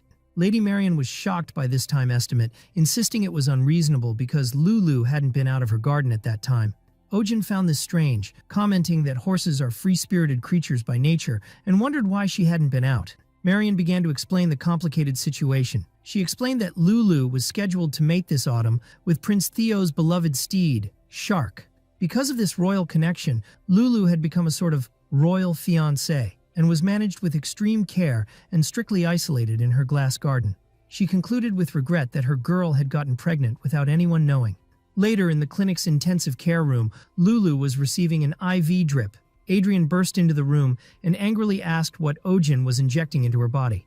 Ohjin calmly replied that it was just fluid. He explained that Lulu was suffering from dehydration and electrolyte deficiency due to the vomiting, and that injecting supplements directly into the bloodstream was the fastest way to replenish her. Adrian was impressed by this medical technique, commenting on how fast and effective it was because it bypassed the digestive system. Ohjin coldly remarked that it seemed Adrian wasn't entirely stupid, but Adrian, full of questions, wondered about how the injection worked and the length of the attached tube. Marion asked him to remain calm. Selena explained that unicorns are very selective when choosing a mate, and if they don't find a suitable partner, they remain single for life. However, she added that once every few decades, an ordinary horse appears that a unicorn chooses as its partner. The offspring resulting from this rare union becomes a legendary horse immortalized in history, often with a completely golden body. Upon hearing this, Adrian suggested an alternative solution. Instead of sending Lulu to the palace, they could send her foal instead. He pledged that he would explain the situation to the prince, who would surely be delighted to receive such a rare animal as a gift. But Selena objected, saying this was not a good approach. She explained that the story of a legendary horse being born from a hybrid union was almost a myth, with very few reliable cases. More importantly, they didn't even know who the fetus's father was. Adrian replied that Lady Marion's palace was full of purebred horses, listing the names of the best ones like Siegfried, Tyran, and Dolly. In addition to the stallion Black Thunder, he asserted that if the father was one of these, the foal's lineage would be guaranteed. Marion agreed with Adrian's logic and said that since it had already happened, they must find an alternative, and this required knowing the exact identity of Lulu's partner. Adrian volunteered for the mission, then turned to Ohjin and begged him for help. Marion jokingly suggested he use the stethoscope to conduct a paternity test, which Ohjin denied, explaining that stethoscopes don't work that way. Nevertheless, Marion continued to beg for help. Ohjin initially refused to help, sarcastically suggesting that the attention-seeking doctor standing there, referring to Adrian, would be more useful than him. But Lady Marion objected, explaining that she had barely discovered Lulu's pregnancy using the stethoscope, whereas Adrian had been able to tell with just his hands and ears. She added that he was the only one who noticed Lulu wasn't well. And most importantly, he came because he was worried about his patient, which was why she considered him the best candidate to help. Ohjin admitted she had a point, but Selena intervened, saying there was no need to complicate things. She explained that a pregnant unicorn becomes extremely anxious and violent when separated from its partner. She then asked Marion if Lulu had caused any commotion on her way to the clinic, to which she answered no. From this, Selena deduced that the disturbance only began after she arrived at the clinic. Selena asked Marion how they had arrived, and she replied that she came by carriage and that Lulu was also in her own carriage. At that moment, Marion realized the horrifying truth. The scene shifted to the stable, where the carriage driver, Joseph, was feeding his horse. Everyone arrived at the stable, and immediately the unicorn Lulu let out a happy neigh and ran towards the carriage horse, beginning to nuzzle it affectionately. He was her partner and the father of her foal. Marion screamed in despair and tried to pull her precious unicorn away from the hybrid carriage horse. She explained that she couldn't be with a hybrid carriage horse like him. Ohjin watched the scene, thinking it was just like a melodramatic morning soap opera. Adrian intervened, telling Lady Marion he knew it was unexpected, but this horse was the best partner for Lulu. Marion angrily rejected this, questioning what a unicorn that was barely a year old knew about choosing a partner. Ohjin sided with Adrian, saying that Lulu chose him herself and they had a baby together, so they should stay together. Selena backed him up, reminding Marion that a pregnant unicorn becomes violent when separated from its partner, and asked if she had forgotten what happened at the clinic. Marion looked at Lulu, who was gently rubbing her head against her, looking confused and sad. Later, in a lavish mansion, an angry count was scolding the carriage driver, Joseph. He shouted in his face, asking how he had allowed a lowly carriage horse to get near a precious unicorn, accusing him of being insane. The driver apologized repeatedly, swearing he didn't know and that he never let them roam together. The count accused him of lying, claiming he was planning to use the horse to make a fortune, which the driver vehemently denied. The count declared there was nothing to discuss and ordered both the driver and the horse to be locked up, vowing severe punishment soon. Elsewhere in the mansion, some maids were whispering about the count's cruelty, saying that Joseph had done nothing wrong and wondering how one could stop animals from falling in love with each other. In the count's mansion, the maids were whispering about why there was a desire to send the unicorn Lulu to the royal palace in the first place. One of them explained it was for the crown princess selection contest at the end of the year, in which Lady Marion was participating, meaning Lulu was to be offered as a gift or a bribe to boost her chances. Another maid lamented that Lulu could have lived in royal luxury if things had gone as planned, wondering how she ended up with a common carriage horse. Another maid hinted that Lulu might be like her owner and began to talk about Lady Marion's past. But the head maid angrily interrupted them and ordered them to be silent. She scolded them, saying they needed a severe reprimand to come to their senses, while Marion listened in silence and sorrow. Suddenly, a maid rushed to the glass garden where Marion was, shouting that something terrible had happened. Inside, Lulu had collapsed on the floor and was coughing up blood. Marion rushed to her and worriedly asked what was wrong. The maid explained that Lulu hadn't been able to eat anything all day due to morning sickness, and then suddenly started coughing up blood while vomiting. Marion remembered Selena's warning that a pregnant unicorn becomes extremely anxious and violent when separated from its partner. She looked at her suffering pet in disbelief, wondering if her condition had worsened this much just because she was away from that hybrid horse. The maid warned her that her condition could get worse if the situation continued. Marion anxiously asked when Kim Ohjin would arrive, and the maid replied that they had sent him a message that morning, but it seemed the distance was delaying him. After a moment of thought, Marion made a decisive decision. She ordered the maid to bring him, clarifying that she meant the hybrid horse. The carriage horse was brought out of the jail, but its foul smell disgusted the head maid, who scolded the servant who brought it, saying he should have at least washed it before bringing it to the young lady. The servant justified his action by saying it was urgent. At that moment, Marion appeared and firmly ordered the horse to be brought in. The horse let out a soft neigh, and the sick Lulu lifted her head and answered with a weak neigh of her own. The two met and began to nuzzle their heads affectionately. Marion was moved by the scene and ordered the maids to bring warm water and a towel, announcing that she would clean the horse herself, and also ordered soup to be prepared for Lulu to eat. Marion began to gently clean the dirty horse, looking at him and thinking that he was just a worthless horse. Her memories took her back to the past, when her parents scolded her for dating the son of a humble merchant while she was a count's daughter. She remembered how she had called herself a fool back then. She realized that, like Lulu, she could have lived a life of luxury in the finest gardens in the country. But she wondered, was this really what Lulu wanted? At that moment, Ohjin arrived at the mansion. As he walked, he thought that it was natural for people to want their families to live in better places, but animals and humans were different. Ohjin answered Lady Marion's question, explaining that the animal world might have its own preferences, but it is devoid of the class hierarchy that exists among humans. As for the unicorn Lulu, she doesn't see herself as a being superior to the carriage horse. He added that while he was setting up her nutrient solution, he realized that Lulu's greatest happiness simply lay in spending her days with the one she loved. He looked at Marion and said he would give her a plentiful supply of medicine for now, but warned her that this was just a temporary fix and not a fundamental solution to the problem. He assured her that to guarantee Lulu's happiness and health, she must allow her to stay with her partner. Marion reluctantly agreed. Afterward, Ohjin prepared to leave. Marion tried to persuade him to stay for at least one day, since he had traveled all this way, and Lulu's condition had just stabilized. Ohjin thanked her for the offer but apologized, saying he had many patients waiting for him at the clinic. He added sarcastically that his very trustworthy assistant was still there, as an image of Selena strangling a chicken while assuring him she wouldn't kill it flashed through his mind.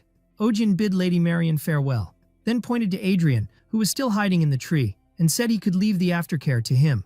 Marion was surprised by Adrian's presence. Adrian fell from the tree and came down apologizing for his rudeness, a term Ohjin mentally corrected to crime.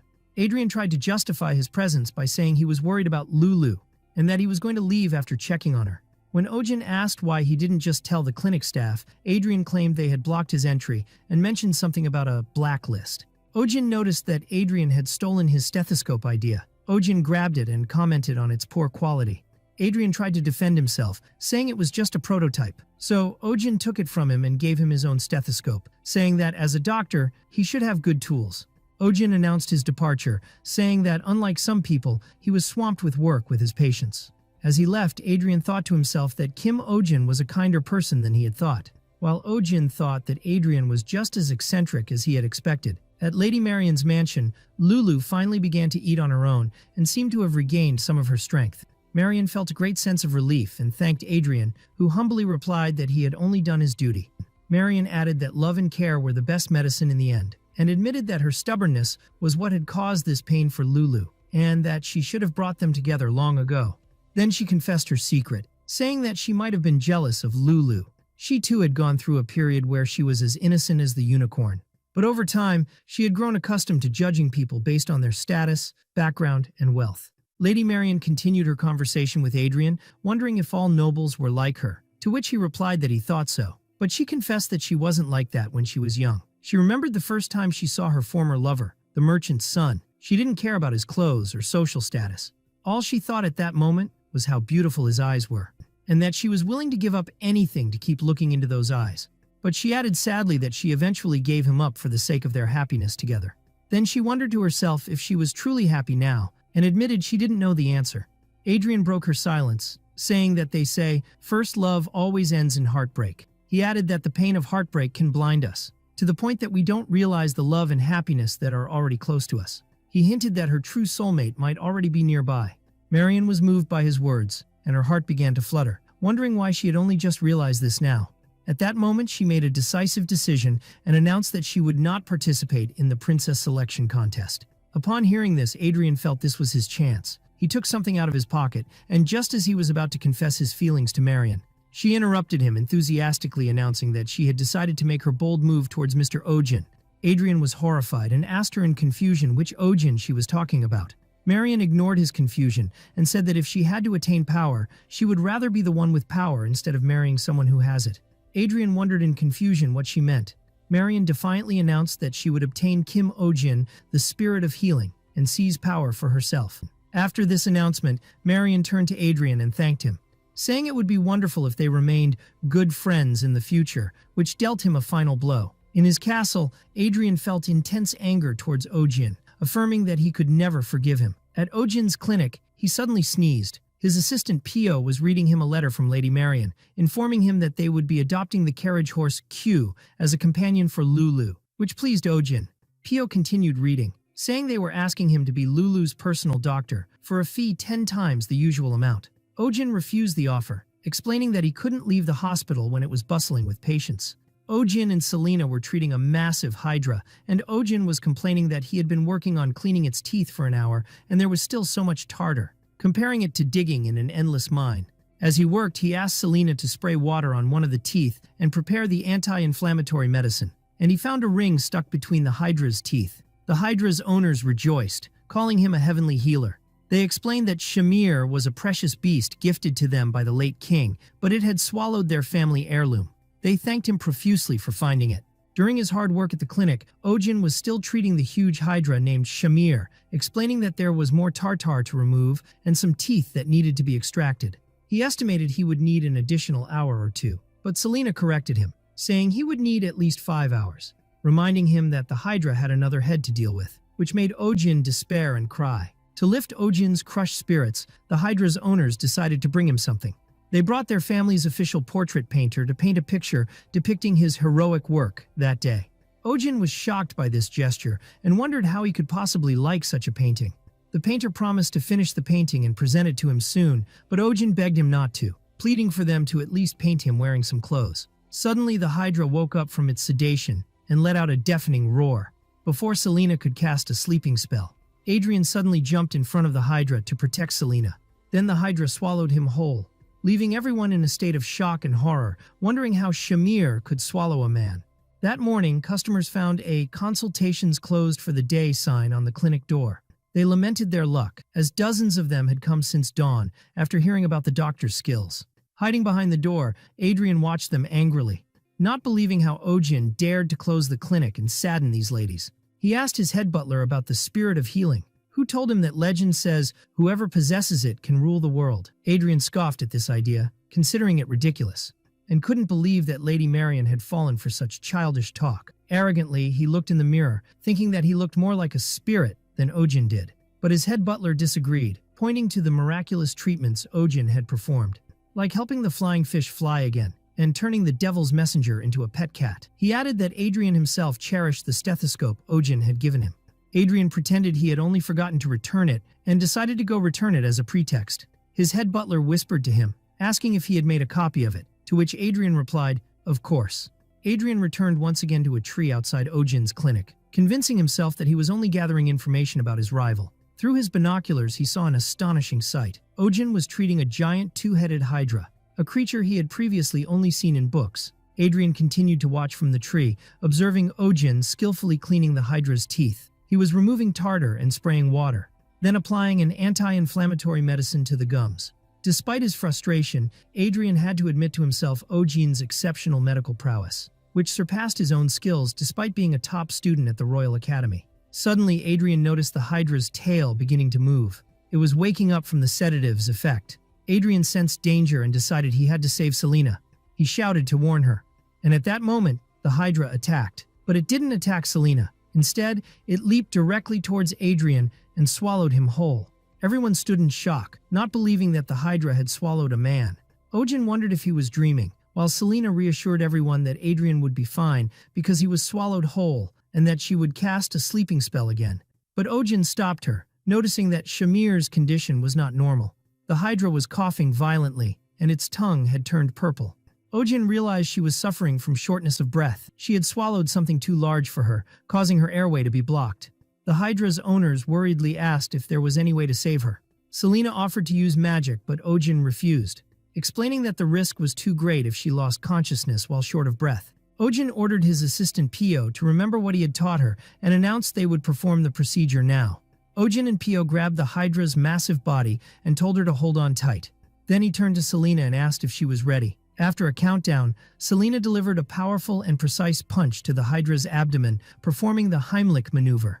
The Hydra groaned from the force of the blow, then coughed violently, spitting Adrian out of its mouth. Adrian fell to the ground, unconscious. The Hydra's owners cheered, expressing their admiration for Ohjin's medical expertise and calling him a healer sent from the heavens. Ohjin whispered to Selena to make sure Adrian was still alive. Selena slapped Adrian hard to wake him up, then calmly confirmed that he was alive, but wouldn't be waking up for a while, as he had received the sleeping spell she had been preparing for the Hydra. Ohjin and Pio wondered in terror about the strength of those slaps. After the successful Heimlich maneuver, the Hydra Shamir's condition stabilized, but the powerful blow left a noticeable bruise on her abdomen. Selena explained that a simple ointment would treat the bruise immediately, which made the Hydra's owners wonder to themselves about the strength of her punch. After the treatment was finished and the wound was bandaged, Ohjin advised the owners to be more careful with their household belongings from now on. He stressed to them that any incident where a pet swallows something is the owner's responsibility. He then added with a sarcastic smile that they should be especially careful not to let it swallow a human, and they promised they would keep that in mind. A few days later, Ohjin received a gift from the Baron. It was the painting that the Hydra's owners had commissioned, titled The Great Rescue Operation. Ohjin was shocked by the painting and ordered it to be removed immediately. Selena told him she heard they had also made a statue of the painting and that it was very popular, which only increased Ohjin's horror as he grabbed his head, screaming that everyone in this world was insane. Meanwhile, the painting's second hero, Adrian, was still asleep in his bed, oblivious to the chaos the painting had caused. Pio wondered if he was okay, as he had been asleep for several days. She compared him to Sleeping Beauty, but Selena reassured her that this was a common side effect of magic and that he would wake up soon. Adrian finally woke up, wondering where he was and what had happened. He remembered that he was spying on Ohjin's clinic, and then he saw the serpent wake up. He concluded that he had died trying to save Selena and considered it a death befitting a veterinarian. He wished he could be reborn as a unicorn, preferably with a beautiful heroine. His dreams were interrupted by a sharp pain. As Selena was slapping him to wake him up, Adrian looked at Selena standing over him, and in a state of confusion, wondered if she was his owner. After he fully regained consciousness, Selena advised him not to get up yet, warning him that the magic's side effects would make him feel dizzy and nauseous, and that he should rest for 2 or 3 days. Adrian shyly agreed. Ohjin brought him some medicine to help him recover, telling him it contained leaves from the deer mandal. He added that he had contacted the Astrid mansion and that he could rest at the clinic for a few more days. Adrian tried to refuse, but Ohjin insisted, reminding him that as a doctor, he should know that nothing is more important than health. Adrian was touched by Ohjin's kindness and thanked him, thinking to himself that he was truly a great man. While resting at the clinic, Adrian was thinking about Kim Ohjin. He admitted to himself that he felt embarrassed for being jealous of him and decided that he wanted to become a great man like him. At that moment, a bill from Ohjin's clinic arrived. Adrian looked at the detailed bill, but what truly shocked him was an item for compensation for mental distress caused by treatment disruption and stalking, valued at 5 gold coins. On another day at Ohjin's clinic, a noble couple was in a state of shock and horror after Ohjin told them their pet would need sterilization surgery. Ohjin explained that this was just a figure of speech and that their animal, a majestic Fenrir wolf named Julian, would be neutered. The owner protested strongly, calling Ohjin cruel. Ohjin began to explain his reasoning calmly. He reminded the owner that he had complained about Julian losing energy day by day and that he was finding it difficult to care for his many pups. He also reminded him that the female's health was deteriorating due to frequent births, although the owner still thought Julian was too young for the procedure. Ohjin asked if he wanted to calculate how many puppies he would have within 5 years. He then confronted him with a direct question, asking if he was committing the crime of illegally selling Fenrir pups, which the owner vehemently denied.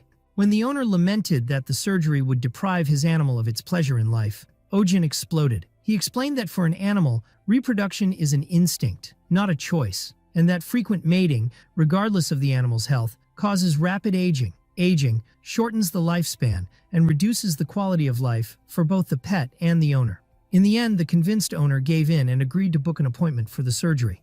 After he left, Ohjin sighed with exhaustion, complaining that he had to repeat the same speech every time. His assistant Pio interrupted him, excitedly telling him that the next patient was the pet of her childhood friend and asked him to take good care of it because it was like family to her. Ohjin gently agreed. Pio's friend entered carrying a huge white-feathered chicken named Bob and said she had come for a health checkup. Ohjin was impressed by the chicken's beauty and apparent health, and Pio assured him that it was the largest and healthiest among her friend's animals.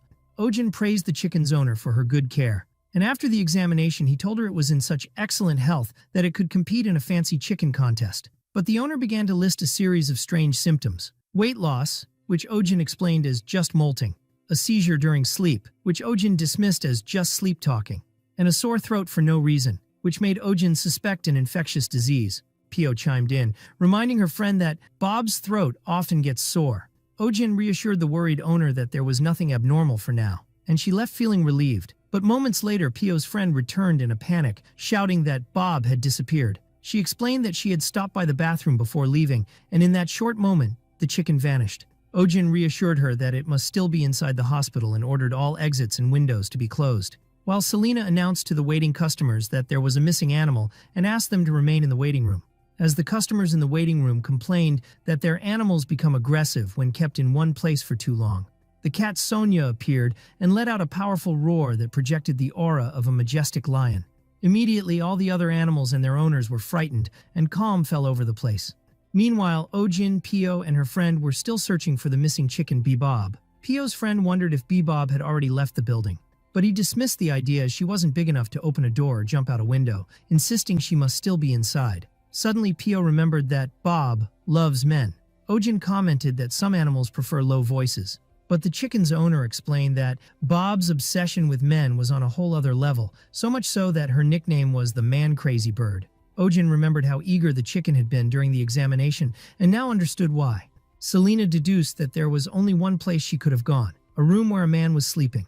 And indeed, they found the chicken Bob sleeping happily on top of the still unconscious Adrian's head. Pio commented that Adrian must be her favorite type of man. After finding the chicken, Ohjin confronted its owner and asked her why she did it. He had known something was strange from the beginning. He explained that as a doctor, he had met different types of people, but he had never met a guardian who was disappointed that their pet was healthy. He pointed out that it was impossible for a chicken to avoid people's attention, open a door, and enter a room on its own. Ohjin asked Pio's friend, Tyr, to explain the situation. Tyr confessed that she did it because no one would believe someone like her. But if a famous doctor like Ohjin said that Bob was sick and had disappeared, Baroness Kleis would believe the story. Tyr broke down in tears and begged Ohjin to save Bob, explaining that if she told the Baroness the chicken was healthy, she would be hunted. Tyr revealed the horrifying truth. A hunting competition would be held next week, and Baroness Kleis would be hosting a banquet for a distinguished guest. There was a rumor that Prince Theo would also attend, and the Baroness herself had announced that she would be serving Bob as the main course at that banquet. Everyone was shocked by this news. Pio exploded in anger, wondering how the Baroness could eat a pet, especially since they had plenty of their own Big Fire chickens. Tyr, the chicken's owner, explained that her parents, who owned a Big Fire chicken farm, had died from an infectious disease last year. Ohjin wondered why the Baroness insisted on eating Bob specifically when other ingredients were available. Tyr replied that the reason was that Big Fire chickens were known to be good for vitality, which shocked Ohjin because he had expected it but didn't want to believe it. Tyr explained that this type of chicken is famous for its exceptional fertility and for laying many eggs, making it a symbol of fertility. For this reason, families with members of marriageable age seek to acquire it. Ohjin sarcastically remarked to himself that these people who try to steal others' abilities by eating them were everywhere. Tyr continued her story, saying that Baroness Clys had her eye on Bob for a while, and was now explicitly threatening to evict them from their farmland if they didn't hand over the chicken. Pio became enraged, wondering how the Baroness could use their livelihood as leverage to take a pet that was like a family member, and vowed that she would not forgive her for it. Tyr broke down and begged Ohjin to say that Bob had an infectious disease. She explained that with a diagnostic report from him, people would be forced to believe it, and thus he could save Bob from them. But Ohjin coldly refused her request. He explained to her, to the shock of Pio and Selena, that the moment a doctor fakes a diagnosis, he is no longer a doctor, but becomes a fraud who deceives others using life itself. He questioned how he could proudly treat other animals after committing such a fraud involving a living being's life. Adrian, who was still recovering in the clinic, interrupted him, saying this was nonsense and questioning if professional ethics were more important than a living being's life. He insisted that a doctor's calling goes beyond a mere professional role and is about saving lives, and wondered how Ohjin could call himself a veterinarian after refusing to help. Ohjin replied calmly, explaining the consequences of his plan. He explained that if he were to forge a diagnostic report, he would have to, in order to save Bob, claim she had a highly contagious disease that could be transmitted to humans. In that moment, this innocent animal would be turned into a patient with a serious disease. He asked what would then happen to the other animals that were in the same coop as Bob. The coop might be shut down, and in the worst-case scenario, they might demand all those animals be culled. He continued his explanation, asking what if he later admitted it was a lie, and what if an infectious disease started somewhere else? Wouldn't people accuse this family of being the cause? Ohjin turned to Adrian and said he agreed with him that a doctor's calling is to save lives. But he questioned, if a doctor makes a choice that endangers hundreds, even thousands, to save one animal, can he truly be called a good doctor? He told him that if he couldn't understand that, he was not qualified to be a doctor. Pio comforted her crying friend Tyr, saying there must be a solution, but Tyr desperately wondered how she could possibly win against a noble. While Tyr was in a state of despair, thinking of running away with her chicken Bob to save her, Ohjin approached her and told her she didn't need to do that. Ohjin explained that while he couldn't help her as a doctor, he would offer his help as a fellow pet lover. Ohjin then tasked Tyr and her friend Pio with the mission of spreading a certain rumor within Baroness Clys's household. After that, Ohjin suddenly turned around, exposed Adrian, who was eavesdropping on them, and asked him to come out of his hiding spot. Adrian was surprised to be discovered, but Ohjin told him that he would need him to play an important role in the plan. Meanwhile, at the residence of Baroness Clys, conversations were revolving around the withdrawal of Lady Marian, daughter of Duke Astrid, from the Prince's Bride selection contest, even though she had been a strong candidate. Baroness Clys was delighted to hear this news, as she saw it as a great opportunity for her daughter Laura. The Baroness was planning to use the upcoming banquet to make her daughter stand out in the Prince's eyes, and she felt proud for having used her wealth, which others mocked, to personally invite the Prince to this event. As she was lost in her dreams and ambitions for her daughter, she was interrupted by a strikingly handsome man who turned out to be Adrian. He politely asked to speak with her privately at one of the tables, much to her surprise and admiration.